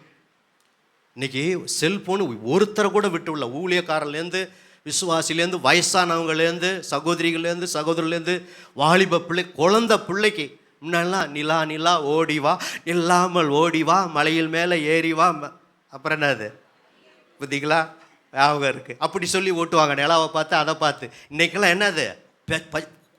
குழந்தை அதே எதை தான் ஓட்டுறாங்க, அதையும் இதையும். அப்போவே நமக்கு கூட தெரியல. நானும் செல்ஃபோன் வந்ததுலேருந்து இன்னும் எனக்கெல்லாம் சில ஆப்ஷன் தெரியல. சிலதெல்லாம் சாமிட்ட கேட்டு செய்வேன். இன்றைக்கி இருக்கிற பிள்ளைங்க சல்லுன்னு போய் கரெக்டாக அதை எடுத்துருதுங்க. அதை மட்டுமா எடுக்குது? இன்றைக்கி படிக்கிற பிள்ளைகளுக்கு மிகப்பெரிய சோதனை. இந்த செல்ஃபோன் வந்தது போதும், இந்த கொரோனா வந்தது போதும், அது ரூமை சாத்திட்டு அது செல்ஃபோனை தான் பார்க்குதா, எண்ணத்தை தான் பார்க்குது, கண்டதை பார்க்குறது, குப்பையை பார்க்குறது. பார்த்தா பிள்ளை செல்ஃபோனை பார்த்துட்ருக்கு அப்படின்னு நம்ம நினைக்கிறோம். இன்றைக்கி விசுவாசி பிள்ளைகள்லேருந்து, உலக பிள்ளைகள்லேருந்து செல்லுனால குட்டிசாராச்சு. நிறைய பேர் ஒரே வீட்டில் இருக்கிறாங்க, ரூமை சாத்திக்கிறாங்க. கூப்பிடுறது கூட என்ன இருக்கு? ஃபோன் பண்ணி தான் கூப்பிட்றாங்க. உள் ரூமில் இருக்கிற ஆளை எப்படி கூப்பிட்றாங்க? ஏன்னா செல்லோட போராடிக்கிட்டு இருக்காங்க. வாலிப பிள்ளைகளே, இன்னைக்கு ஒரு தீர்மானம் எடுங்க. நீங்கள் நித்திய ஜீவனை பெறணும்னா நீங்கள் தான் எடுக்கணும். பாஸ்டர் பிரசங்கம் பண்ணுறதுலாம் நீங்கள் மாறி போகிறது இல்லை. பெரியவங்க மாறி போகிறதில்ல, நான் மாறி போகிறதில்ல. நம்ம தான் தீர்மானம் எடுக்கணும். அதுக்கு ஒரு லிமிட்டு தான். நல்ல நியூஸை கேட்பேன், நல்ல காரியத்தை கேட்பேன். ஆவிக்குரிய காரியத்தையும் மெசேஜையும் நிறைய கண்ட மெசேஜை பார்த்துக்கிட்ட நேரத்தை வேஸ்ட் ஆக்காதீங்க. நீங்கள் பைபிளை படிங்க. நான் அப்படி வித்தியாசத்தை பார்த்துருக்கேன். ஒருத்தர் பண்ண பிரசங்கத்தை கேட்குறேன், நல்லா கற்றுக்கிறேன் சில நேரம். ஆனால் அதை பார்க்கல, நான் பைபிள் படிக்கும்போது என்னோட ஆண்டவர் அதை விட நல்லா பேசுகிறார். புரிஞ்சவங்க புரிஞ்ச மாதிரி ஒரு அல்லையா சொல்லாமா? நீங்கள் பர்சனலாக பைபிளை படிங்க. தீத்து படிக்கிற சகோதரிகளே, நல்லா நிறுத்தி அந்த 46 வசனத்தை நிறுத்தி நிதானமாக, இது மனப்பாடம் பண்ணுறதுக்காக மாத்திரமல்ல, பரிசு கொடுப்பதற்காக மாத்திரமல்ல, மற்றவர்களை அற்பமாக எண்ணுவதற்கு மாத்திரமல்ல, நான் படிச்சுட்டேன் நீ படிக்கல உன்னால் படிக்க முடியலன்னு சொல்கிறதுக்கு மாத்திரமல்ல, அந்த தீத்து புத்தகத்தில் அந்த நித்திய ஜீவன் இப்படி ஒவ்வொரு தலைப்பாக வருகிறதே, அதை குறித்து நீங்கள் என்ன செய்யுங்க, இன்னும் நல்லா ஆராய்ச்சி படிங்க. அப்படி வேதத்தை எல்லா தேவ பிள்ளைகளும் ஒரு அதிகாரம் படித்தாலும் 2 அதிகாரம் படித்தாலும் 3 அதிகாரம் படித்தாலும் பெரிய பட்டணத்தார் அப்படி தினந்தோறும் வேதத்தை ஆராய்ச்சி பார்த்தா நற்குணசாயிகளாக இருந்தாங்க. அதான் நம்மளை நல்லவனாக மாற்றும். இப்போ என் சுபாவத்தை நீங்கள் மாற்ற முடியாது, உங்கள் சுபாவத்தை நான் மாற்றவே முடியாது. பாஸ்டர் என்னன்னாலும் உங்கள் சுபாவத்தை நான் மாற்ற முடியாது. ஆனால் வேத வசனம் உங்களை என்னையும் மாற்றும். ஒரு அலையிலையா சொல்லாமா? வேத வசனம் உங்களை என்னையும் மாற்றும், புத்திமானாய் மாற்றும், கெட்ட பழக்கத்திலிருந்து நம்மளை விடுவிக்கும். ஏன்னா வாலிபன் தன் வழியை எதனால் சுத்தம் பண்ணுவான்? நம்முடைய வசனத்தின் பிரகாரம் தன்னை காத்துக்கொள்கிறது தானே. நான் உமக்கு விரோதமாய் பாவம் செய்யாதபடி உமது வாக்கை என் இருதயத்தில் வைத்தேன். இருதயத்தில் வைத்து வைங்க. ஒரு நாளைக்கு ஒரு வசனமாவது இடத்தோட மனப்பாடம் பண்ணுங்க. ஏற்கனவே ஒரு செய்தியில் நான் சொன்னேன், எத்தனை பேர் பண்ணிட்டீங்கன்னு தெரில. நான் படிக்கும்போதெல்லாம் அப்படி நிறைய வசனத்தை இடத்தோட மனப்பாடம் பண்ணுகிறேன். இந்த அதிகாரம் இந்த வசனம் அப்படின்னு சொல்லி அது பிரயோஜனமாக இருக்கிறது. முன்னாடிலாம் சும்மா வசனத்தை மனப்பாடம் பண்ணுவேன், எதை போதிக்கிறேன்னு அதை நான் கடைப்பிடிக்கிறேன், அது எனக்கு பிரயோஜனமாக இருக்குது. எனக்கு பிரயோஜனமாக இருக்கிறது தான் உங்களுக்கு நான் சொல்லுகிறேன். இப்படி ஒவ்வொரு தலைப்பாக இப்போ வசனத்தை தான் நம்ம போதிக்கிறோம். அதுதான் கற்பனையாக இருக்குது, அதுதான் கட்டளையாக இருக்குது, அதுதான் பிரமாணமாக இருக்குது. நீங்கள் இந்த வேத வசனம் தான் கற்பனை, கட்டளை, பிரமாணம் எல்லாம் அதன் பிரகாரம் நடந்தால் தான் உங்களுக்கு நித்திய ஜீவன். இதுக்கு ஒரு உதாரணம் எடுக்காமல் சொல்லிவிட்டு அடுத்த 3வது குறிப்பு போட்டுங்களா நேரத்தை கருதி. ஒரு வாலிபன் ஓடி வந்தான், முழங்கால் படிக்கிட்டான், நித்திய ஜீவனை சுதந்திரித்து கொள்ள என்ன செய்ய வேண்டும்? யாரும் எடுக்க வேண்டாம், கவனிச்சிக்கோங்க, குறிப்பெடுக்கிறவங்க எழுதி போட்டு வச்சுக்கோங்க. வாலிபன் அடுத்த இடத்துல வாலிப வயசில் அவன் ஒரு பணக்காரன். வாலிப வயசுலேயே ரிச் மேன் ஆகிட்டாங்க. பணக்காரன் எப்படிங்க ஆக முடியும்? ரகசியத்தை சொல்கிறேன். தலைவன் சொல்கிறேன். ஒரு சுவிசேஷத்தில் தலைவன் சொல்லியிருக்கு அவனை, ஒரு சுவிசேஷத்தில் வாலிபன் சொல்லியிருக்கு, ஒரு புத்தகத்தில் பணக்காரன் இருக்குது.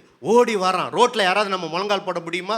ரோட்டில் முழங்கால் போட்டு ஜீசஸ் வரும்போது சூப்பரான ஒரு வார்த்தையை கேட்குறான், நித்திய ஜீவனை சுதந்திரித்து கொள்ள என்ன செய்யணும்? அப்போ ஆண்டவர் சொல்கிறாரு, கற்பனைகளை கைக்கொள், வசனத்தை கைக்கொள். அதான் அர்த்தம். 2வது குறிப்பில் தான் பேசுகிறேன், கற்பனையை கைக்கொள். என்னை கவனிக்கிறீங்களா? எடுக்காமல் என்னை கவனிங்க. அப்போ அவன் சொல்கிறான், அப்போ ஆண்டவரும் சொல்கிறாரு, அதெல்லாம் நான் சின்ன வயசுலேருந்தே கடைப்பிடிச்சி, பொய் சாட்சி சொல்லாது இருப்பாயா, தாய் தகப்பனை கனம் பண்ணு, இப்படி நிறையா கற்பனைகளை இயேசு சொல்கிறாரு.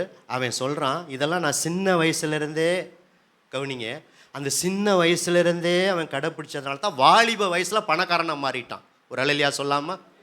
வசனம் ஒரு மனுஷனை உயர்த்தும். அல்லேலூயா. வசனத்தின் பிரகாரம் வாழும்போது அவன் செய்வதெல்லாம் வாய்க்கும். இரவும் பகலும் வசனத்தை தியானித்து அதன் பிரகாரம் நடக்கும்போது அவன் செய்வதெல்லாம் வாய்க்கும். கர்த்தருடைய கட்டளை கற்பனை பிரகாரம் நடக்கிறவங்களை ஆண்டவர் ஆசீர்வதிப்பார். அதனால தான் ஆண்டவர் ஆசீர்வதிச்சார். அதே நேரத்தில் இன்னொரு கற்பனை ஒன்று சொல்கிறார். எதுக்காக சொன்னார்னா, அவனுடைய இருதயம் எதன் மேலே இருக்குன்னு செக் பண்ணுறதுக்காகத்தான். சரிப்பா, நீ பணக்காரன் ஆகிட்ட, மற்ற கற்பனைலாம் கடைப்பிடிக்கிற, ஓகே, எல்லாம் நல்லதான், நானும் அதை ஏற்றுக்கிறேன், நீ போய் சொல்லலை. உன்னிடத்தில் இருக்கிறத விற்று அதை நீ என்ன செய்ய, தரித்திருக்க கூடு. இங்கே தான் நம்ம தப்பு பண்ணுறோம். அவனை அப்படியே விற்றுவிட்டு டோட்டலாக அவ்வளோ பணத்தையும் விற்றுட்டு அப்படி ஏழைக்கு கொடுக்க சொல்லலை. அவன் இன்னும் கொஞ்சம் கேட்டிருந்தா, ஆண்டவரே தரித்திருக்க கொடுங்குறீங்களா, நான் முழுசாக கொடுக்கணுமா இல்லை ஒரு பகுதியை கொடுக்கணும்னா இன்னும் கொஞ்சம் ஆண்டவர் விளக்கம் கொடுத்துருப்பாரு. ஆனால் அதையே அவனால் என்ன செய்யக்குள்ள தாங்கிக்க முடியல. அந்த பணத்தின் மேலே அவன் நம்பிக்கை வைத்ததுனால, கவருங்க, இயேசுனிடத்தில் வந்த எத்தனையோ பேர் வியாதி நீங்கி சந்தோஷத்தோடு தான் போயிருக்காங்க. இந்த ஒரு மனுஷன்தான், பல பேர் போயிருக்காங்க, ஆனால் இந்த ஒரு மனுஷனை வேதத்தில் பதிவு செய்து வச்சுருக்கு.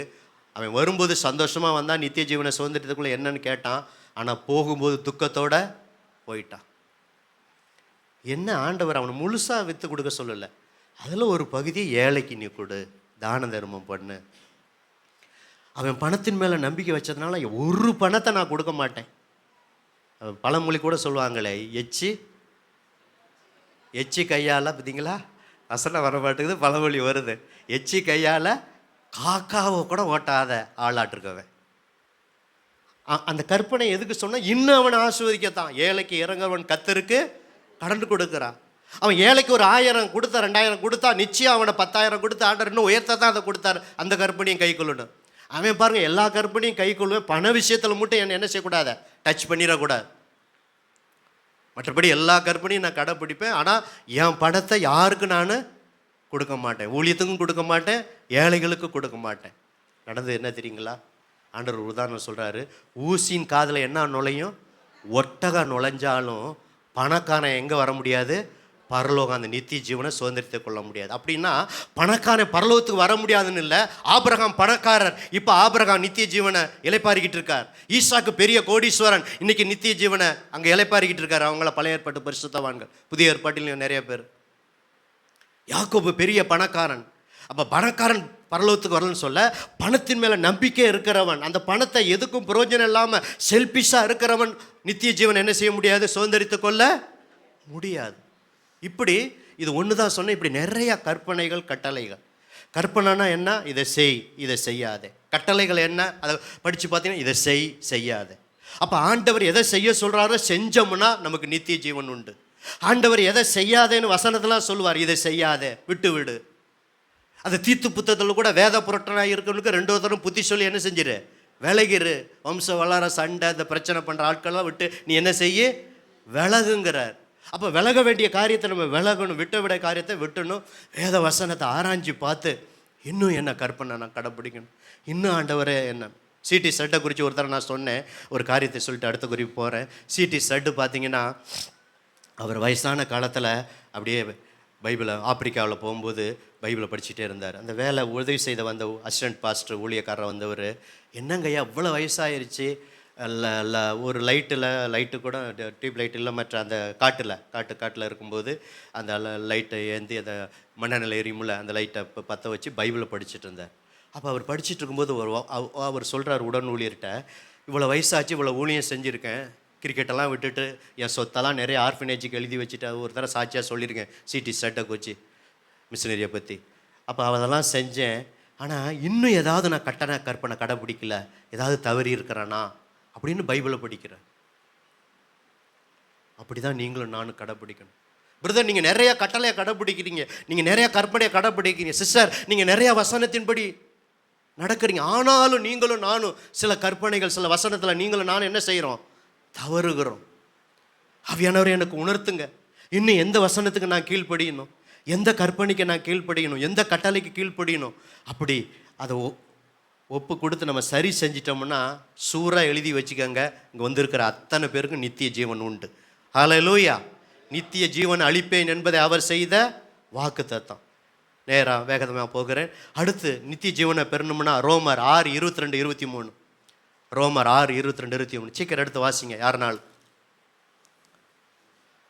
ரோமர் 6:22-23. இப்பொழுது நீங்கள் பாவத்தினின்று கிரேஸ் ஐபிஎஸ் சபையாரே ரோமர் 6:22 படிக்கிறாங்க, கேளுங்க, கவனிங்க. இப்பொழுது நீங்கள் பாவத்தினின்று விடுதலையாக்கப்பட்டு தேவனுக்கு நீங்கள் அடிமைகள் ஆனதால் பரிசுத்தமாகுதல் உங்களுக்கு கிடைக்கும் பலன் பார்த்தீங்களா, முடிவோ என்னது, ஈட்டர்னல் லைஃப், முடிவில்லா வாழ்வு, நித்திய ஜீவன். அடுத்த வசனம் வாசிங்க சிஸ்டர்.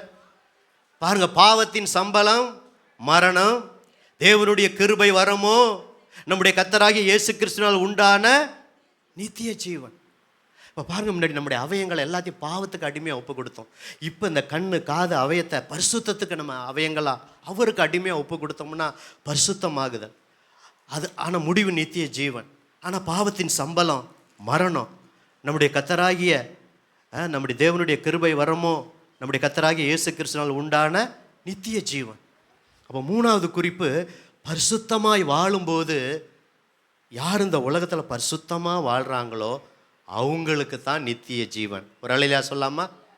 ஆமாம். 4வது ஒரு காரியம், நிறையா விளக்கலாம், நேரத்தை கருதி வேகமாய் போகிறேன். யோவான் 6:54. யோவான் 6:54 சீக்கிரம். என் மாம்சத்தை புசித்து என் இரத்தத்தை பானம் பண்ணுகிறவனுக்கு நித்திய ஜீவன் உண்டு. கவனிங்க, அதான் திருவிருந்து. உங்கள் கண்ணு முன்னாடி சற்று நேரத்துக்கு பிறகு நம்ம எல்லாரும் ஞானஸ்தானம் எடுத்த பிள்ளைகள்லாம் திருவிருந்து பங்கு பெறுறோம். இந்த மாம்சம், இது பிரெட்டு அப்பமாக இருந்தாலும் அது மாம்சம், என்னுடைய மாம்சம், என்னுடைய சரீரம். என்னை நினைவு கூறும்படி செய்யுங்க, கடைசி நாளில் அவன் நான் எழுப்புவேன். பாருங்கள், என் மாம்சத்தை புசித்து என் இரத்தத்தை பானம் பண்ணுகிறவனுக்கு நித்திய ஜீவன் உண்டு, நான் அவனை கடைசி நாளில் எழுப்பு. யாரெல்லாம் சபையில் வந்து முதல் வாரத்தில், சில சபையில் வார வாரம் திருவிருந்து, நம்ம வார வாரம் திருவிருந்தில் மாதத்துக்கு ஒரு தடவை செய்கிறோம். இந்த திருவிருந்தில் உண்மையும் உத்தமாக ஒப்பு கொடுத்து, ஆண்டவரே எனக்காக நீர் அடிக்கப்பட்டீர், நொறுக்கப்பட்டீர், இது ஒரு அப்பந்தான், இது வாயில் வச்சா கரைஞ்சி போயிடுது. முன்னாடிலாம் ப்ரெட்டு கொடுத்துட்டு இருந்தோம், இப்போ அப்பத்தை கொடுக்குறோம், ஒரு சின்ன இதை கொடுக்குறோம். ஆனால் அதோடைய அதோட நோக்கத்தை நம்ம உணரணும். இது ரத்தம், இது திராட்சை ரசம்தான், ஆனால் ரத்தம். கவனிங்க, நீங்கள் தன்னைத்தானே சோதித்தறிந்து இதில் பங்கு பெறணும். திருவிருந்தில் பங்கு பெறணும்னு சொன்னோன்னே உடனே பங்கு பெறக்கூடாது. வீட்டிலே நீங்கள் ஆயத்தமாகணும். அதுக்கு தான் முதல் நாள் ஆயத்த ஜெபம் வைத்திருக்கிறோம். அடுத்து தனியாகவும் நீங்கள் ஆயத்தமாகணும். தன்னைத்தானே சோதித்து அறியணும். அபாத்திரமாக இதில் பானம் பண்ணக்கூடாது. இயேசு சொன்னார், வானத்திலிருந்து இறங்கி வந்த அப்போ நானேன்னு சொன்னார். இந்த சத்தியத்தை அவங்களால ஏற்றுக்கொள்ள முடியல. யூதர்களை, எப்படி உங்கள் மாம்சத்தை அறுத்து கொடுப்பீங்க, உங்கள் ரத்தத்தை நாங்கள் குடிப்போம் அப்படின்னு எழுத்து பிரகாரம் சிந்தித்தாங்க. ஆனால் ஆண்டவர் திருவிருந்து, இந்த கம்யூனியன், அதை தான் அங்கே நினைப்பூட்டினார். என் மாம்சத்தை புசித்து என் ரத்தத்தை பானம் பண்ணுகிறவனுக்கு நித்திய ஜீவன் உண்டு, நான் அவனை எப்போ எழுப்புவேன், கடைசி நாளில் எழுப்பி நித்தியமாக இருப்பான். அப்போ அன்பு தேவ பிள்ளைகளே, ஆண்டவர் எனக்காக அடிக்கப்பட்டார், நொறுக்கப்பட்டார். அந்த பாடும் மரணத்தை, அவருடைய வருகையை நினைவு கூறுவது தான் இந்த திருவிருந்து. கடைசியாக நித்திய ஜீவன் என்றால் என்ன? ரோமர் 2:7 படிங்க, முடிச்சிடலாம் சீக்கிரம். ரோமர் 2:7. சோர்ந்து போகாமல், சத்தமா சோர்ந்து போகாமல் நற்கிரியைகளை செய்து மகிமையையும் கனத்தையும் அழியாமையும் தேடுகிறவர்களுக்கு நித்திய ஜீவனை அழிப்பார். நித்திய ஜீவனை அழிப்பேன் என்பதை அவர் கொடுத்த வாக்கு தத்துவம். அப்போ நீங்களும் நானும் நற்கிரியை, குட் ஒர்க்கு, நிறையா நற்கிரியை செய்கிறோம். இன்னும் சோர்ந்து போகாமல் என்ன செய்யணும்? நற்கிரியை செய்யணும். நேற்று உபவாச ஜபத்தில் பெத்தானியா மரியாதை குறித்து நேற்று உபவாசத்தில் ஆண்டவர் பேசினார். அந்த பெத்தானியா கிராமத்தில் உள்ள லாசரு சகோதரி மரியாள் விலையேறப்பட்ட களங்கமில்லாத நலதம் என்னும் தைலத்தை கொண்டு வந்து தலையில் என்ன செஞ்சா? ஊற்றினாள், பாதத்தில் பூசினாள். கவனிங்க, யூதாஸ் குறிப்பெடுத்துட்டு என்னை கவனிங்க, எழுதிட்டே இருக்காதிங்க, என்னை கவனிங்க. அதனால தான் நான் பேசுகிறேன், எடுக்காமல் பேசுகிறேன் சொல்லிட்டு. ஒரு தடவை படிக்கணும், என்னை கவனிக்கணும். அப்போ யூதாஸ் இது வேஸ்ட்டு செலவு அப்படிங்கிறார். 300 பணம் ஒரு வருஷ கூலி, இதை ஏழைகளுக்கு கொடுக்கலாமேன்னு சொல்லி. அவன் ஏழைகளை குறித்து கவலைப்பட்டு இல்லை, பணப்பைய சுமக்கிறாங்கனால அப்படி சொன்ன, திருடனாக இருந்தனால. அப்போ இயேசு சொல்கிறாரு, யூதாஸ் நீ தான் இந்த வர்ற ஊழியத்தில் அத்தனை பணத்தையும் நீ தான் கேஷியராக இருக்கிற. ஊழியத்தில் நிறையா ஸ்திரீகள் பணத்தினால தாங்குறாங்க, அந்த பணத்தை வச்சு தான் நம்ம சாப்பிட்றோம், ஊழியம் செய்கிறோம். நீங்களாம் போட்டை விட்டுட்டு வெள்ளா 12 பேர் வந்தீங்க, என்னோட 13 பேர். வர்ற பணமெல்லாம் பொறுப்பாக உன்ட்ட தான் இருக்குது, அதில் தான் நம்ம சாப்பிட்றோம், ஓகே. ஆனால் அப்படி வரவு செலவு பார்த்துட்டு உனக்கு அங்கேயும் வந்து கணக்கு பண்ண ஆரம்பிச்சிட்டே, அது வேஸ்ட் செலவு அல்ல, என்னை அடக்கம் பண்ணுறதுக்காக இவள் நற்கிரியை செய்திருக்கிறார். அப்போ அன்பு தேவ பிள்ளைகளை, சர்ச்சுக்காக ஊழியத்திற்காக நீங்கள் செய்கிற அன்னைக்கு எழுத்து பிரகாரம் அந்த தைலத்தை ஊற்றினால் 300 பணம் உழைத்து கஷ்டப்பட்டு சாதாரண வேலை செய்த லாசரு, மரியாள், மார்த்தா, அந்த குடும்பத்தில் அந்த மரியாளுக்கு என்ன வருமானம் இருக்கும், அந்த பணத்தெல்லாம் சேமித்து வச்சு விலையேற பெற்றதை கொண்டு வந்து ஊற்றினார். அது வேஸ்ட்டு செலவு அல்ல, ஆண்டவர் அதை கனப்படுத்துகிறார். அதுபோல் நீங்கள் இந்த ஊழியத்திற்காக, ஆலயத்திற்காக கொடுத்த ஒரு பணமும் வேஸ்ட் செலவு அல்ல. அதற்கான நற்கிரியைக்கு நிச்சயமாக பலன் உண்டு. அதனால தான் தீத்து புஸ்தகத்தை வீட்டில் போய் நீங்கள் வாசித்து பாருங்கள். நற்கிரியை செய்ய பக்தி வைராக்கியமாக இருக்க வேண்டும், நற்கிரியை செய்ய ஆயத்தமாக இருக்க வேண்டும், நற்கிரியை செய்ய ஜாக்கிரதையாக இருக்க வேண்டும், நற்கிரியை செய்ய பழகட்டும் என்று தீத்து புத்தகத்தில் 4 தடவை வருகிறது. பாருங்க, நற்கிரியை செய்வதில் எப்படி இருக்கணுமா? பக்தி வைராக்கியம். நற்கிரியை செய்ய எப்படி இருக்கணும்? ஆயத்தம், ரெடியாக இருக்கணும். நற்கிரியை செய்ய எப்படி இருக்கணும்? ஜாக்கிரதையாக இருக்கணும். நற்கிரியை செய்ய எப்படி இருக்கணும்? அதை பழகணும். நற்கிரியை என்றால் என்ன? ஊழியத்துக்கு கொடுப்பது நற்கிரியை. சுவிசேஷம் ஒருத்தருக்கு அறிவிப்பது நற்கிரியை. ஒருத்தருக்கு உதவி செய்வது நற்கிரியை. இந்த ஸ்கூல் டைமில் முழு படத்தையும் நீங்கள் ஒருத்தருக்கு கொடுக்காவிட்டாலும் அதில் ஒரு பகுதியை பிள்ளைகளுக்காக நீங்கள் கொடுப்பது, அதை கண்டுபிடித்து யார் உங்கள் உள்ளத்தில் ஆண்டவர் ஏவுறாரோ அது கொடுப்பது நற்கிரியை. நற்கிரியை. மாதம் ஒரு தடவை மிஷினரிகளுக்கு காணிக்கை சேர்த்து மிஷினரிகளுக்கு நம்ம அனுப்புகிறோம், ஆர்ஃபனேஜுக்கு அனுப்புகிறோம், முதியோர் இல்லத்துக்கு அனுப்புகிறோம். அந்த 7,000 பிரித்து அனுப்புகிறோம். எனக்கு ஆசை அந்த 7,000 இன்னும் அதிகமாக பணம் வந்தால் இன்னும் கொடுக்க நான் ஆயத்தம். ஒரு அல்லேலூயா சொல்லாமா? நீங்கள் ஆயத்தமாக இருக்கிறவங்க ஒரு அல்லேலூயா சொல்லாமா? இன்னும் சத்தமாக அல்லேலூயா சொல்லாமா? அதெல்லாம் நற்கிரியை. குட் ஒர்க்கு தெரியுங்களா? துர்க்கிரியை வேற. உங்களுக்கு துர்க்கிரியை என்னன்னு தெரியும். ஆனால் நற்கிரியை செய்கிறவங்களுக்கு தான் அந்த நற்கிரியை தான் நம்ம பரலோகத்துக்கு வரும். கட்டின வீடும் நிலம் பொருளும் கண்டிடும் உற்றார் உறவினரும் கூடு விட்டு உன் ஆவி போனால் கூட உன்னோடு வருவதுன்னு சொல்லி சாரால் நவரோஜி அம்மா பாடியிருக்காங்க. நம்ம கூட ஒன்றும் வராது, ஆனால் ஒன்று வரும். நம்ம செய்கிற நற்கிரியை தான் என்ன செய்யும்? வரும்.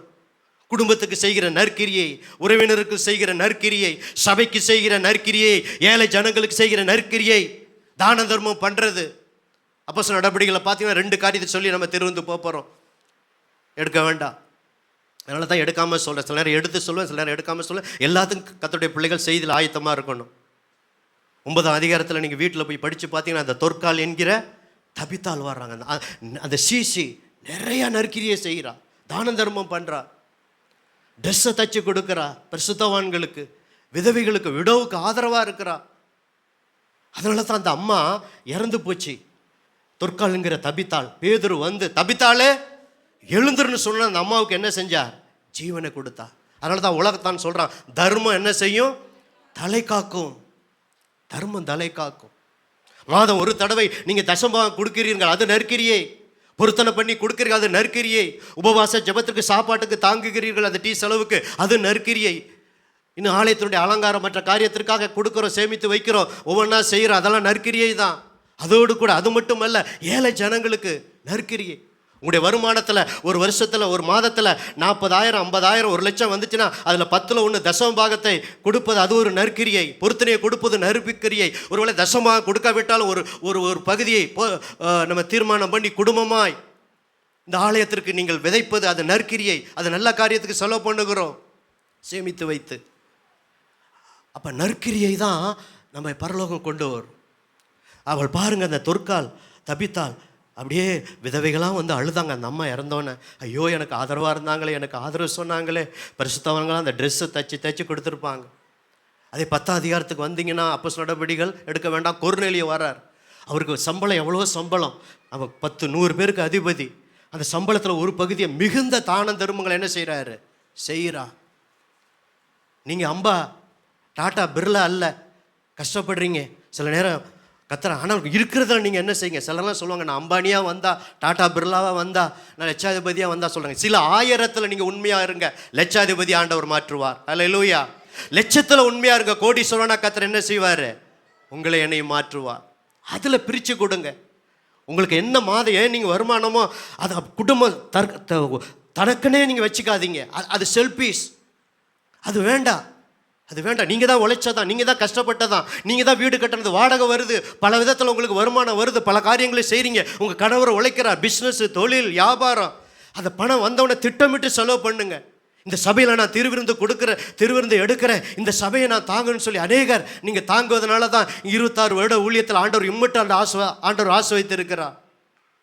இன்னும் இதில் உண்மையாக நீங்கள் எல்லாரும் இருக்கும்போது இன்னும் ஆண்டவர் சபைக்கு நல்ல நற்கிரியைகளை செய்ய, நல்ல காரியங்களை செய்ய ஆண்டவர் செய்வார். அதில் திருப்தி அடையாமல் ஏழைகளுக்கு மற்றவர்களுக்கு நீங்கள் கொடுங்க அந்த நற்கிரியை. கர்த்தருக்குள் மரிக்கிறவர்கள் பாக்கியவான்கள். அப்படி கிரியைகள் அவர்களோடு கூட போகும். ஆவியானவர் ஆம் என்று திருவுளம் பற்றுகார் என்று வெளிப்படுத்தின விசேஷத்தில் பார்க்குறோம். அப்போ சோர்ந்து போகாமல் நற்கிரியைகளை செய்கிறவங்களுக்கு தான் நித்திய ஜீவன் என்னது உண்டு.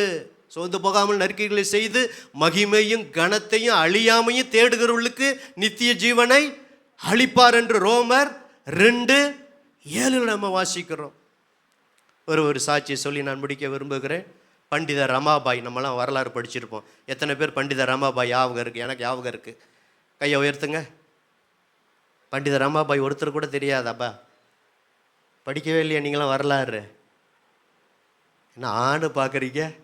பக்கத்தில் கேளுங்க, பண்டித ரமாபாய் தெரியுமான்னு கேளுங்க, கேளுங்க. என்ன ரமாபாய் யாராக இருந்தால் எனக்காட்டாக்குறீங்களா? ஏன் இந்த உதாரணத்துக்கு நறுக்கிறீங்க அவங்கள நான் சொல்கிறேன்னா, இல்லை கவனிங்க, கல்யாணம் பண்ணி விடோவாக மாறிட்டாங்க. கொஞ்சம் வருஷத்துலேயே கணவன் இறந்துட்டார்.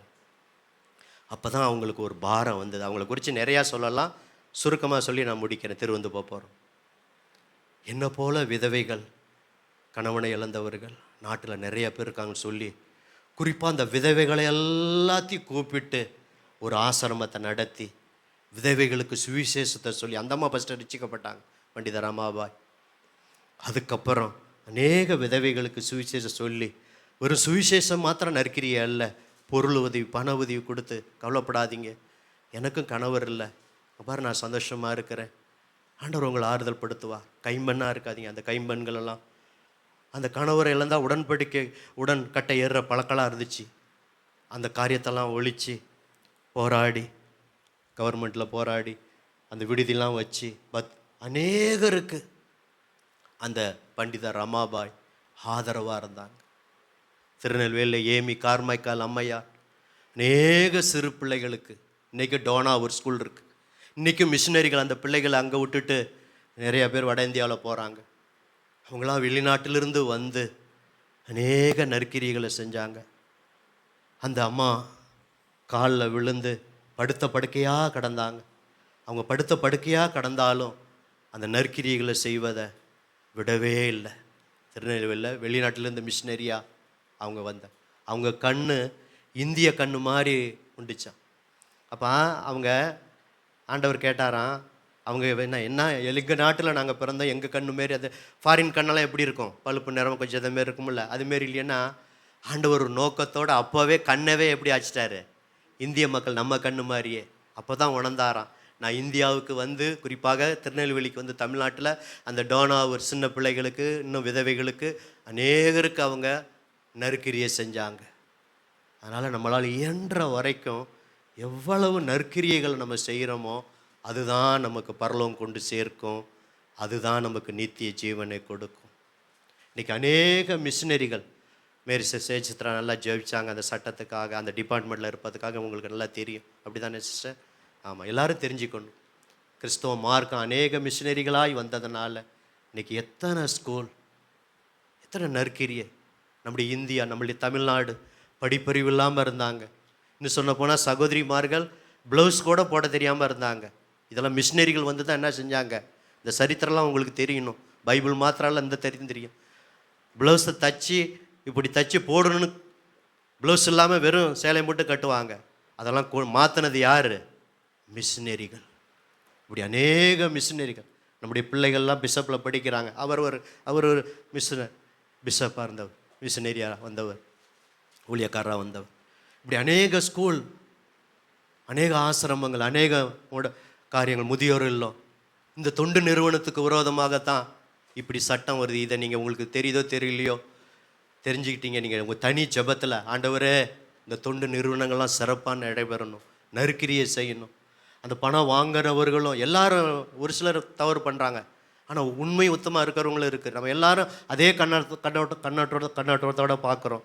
உண்மையாக செய்கிறவங்களை எழுப்புங்க ஆண்டவரே. நற்கிரியைகள் என்ன செய்யணும், பரவணும் ஆண்டவரே.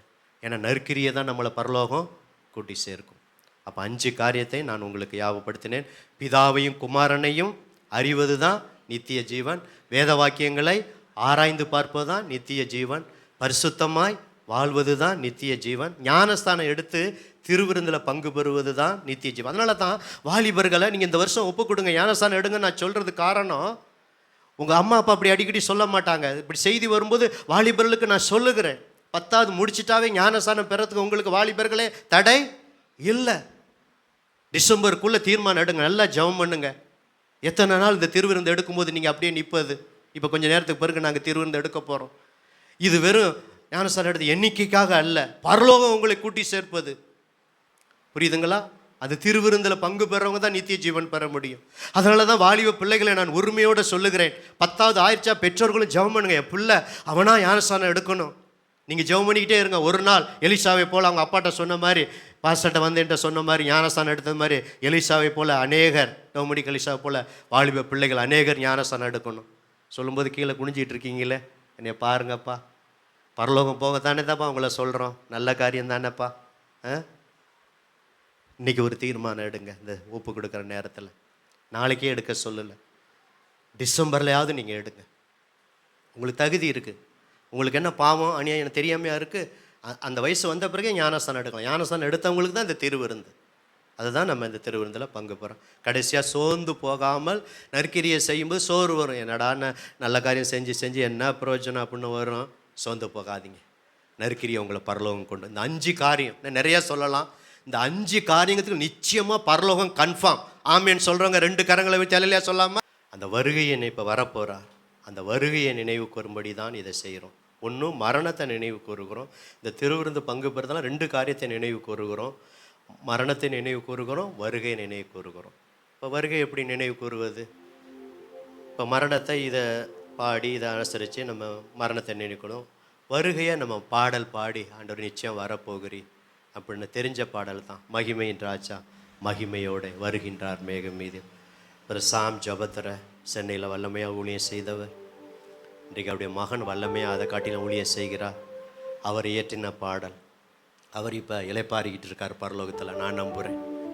பிரதர் சாம் ஜபத்தரை அண்டண்டலப்போ ஆசிரியர், சென்னையில் கோடம்பாக்கம். நித்தியம் அவருக்கு நிச்சயம் நித்திய ஜீவன் அவருக்கு உண்டு என்று நான் நம்புகிறேன். கடைசி வர ஊழியம் செய்தார்.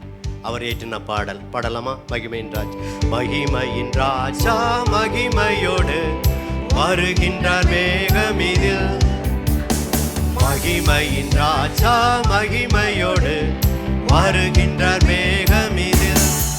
ஆனந்தமே ஆனந்தமே ஆனந்தமே பேரானந்தமே ஆனந்தமே ஆனந்தமே ஆனந்தமே பேரானந்தமே.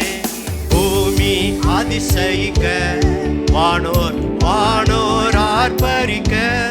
சொல்லுங்க எல்லாரும், பூமி அதிசயிக்க வானோர் ஆர்ப்பரிக்க. தூததொனியுடனே மேகமீதில் வருவா. தூததொனியுடனே மேகமீதில் வருவா. அன்பர்கள் நாங்கள் இயேசுவை சந்திப்போம், ஆனந்தம் ஆனந்தமே. அன்பர்கள் நாங்கள் இயேசுவை சந்திப்போம், ஆனந்தம் ஆனந்தமே. மகிமையின் ராஜா மகிமையின் ராஜா மகிமையோடு வருகின்றார் மேகமீதில். மகிமையின் ராஜா மகிமையோடு வருகின்றார் மேகமீதில்.